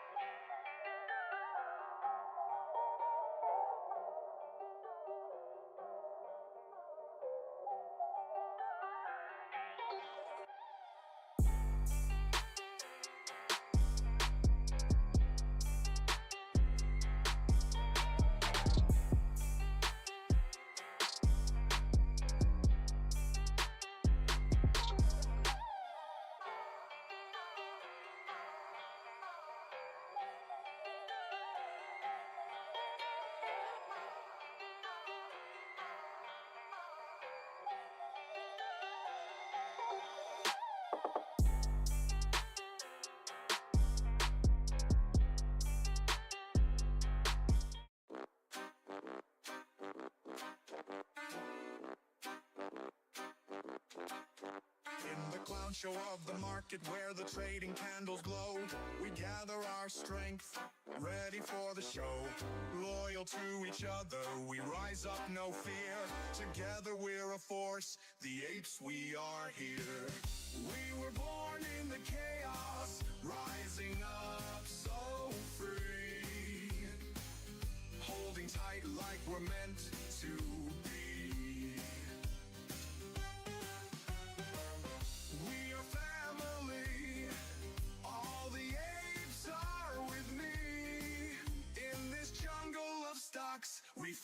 find unity.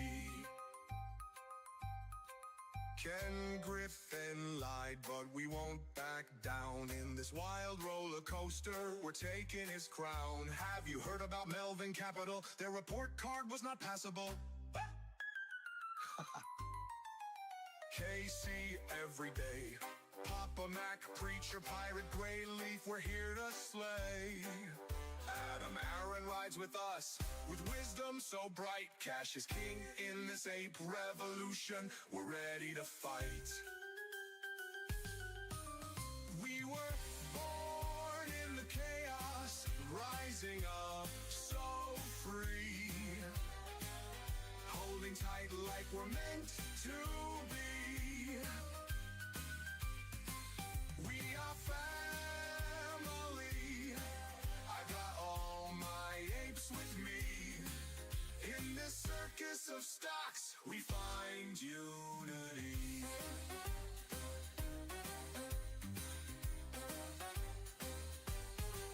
Crayons in our pockets, we're sharing the ride. Bananas in our hands with respect as our guide. Caring for each other through thick and thin. In this epic adventure, we know we will win.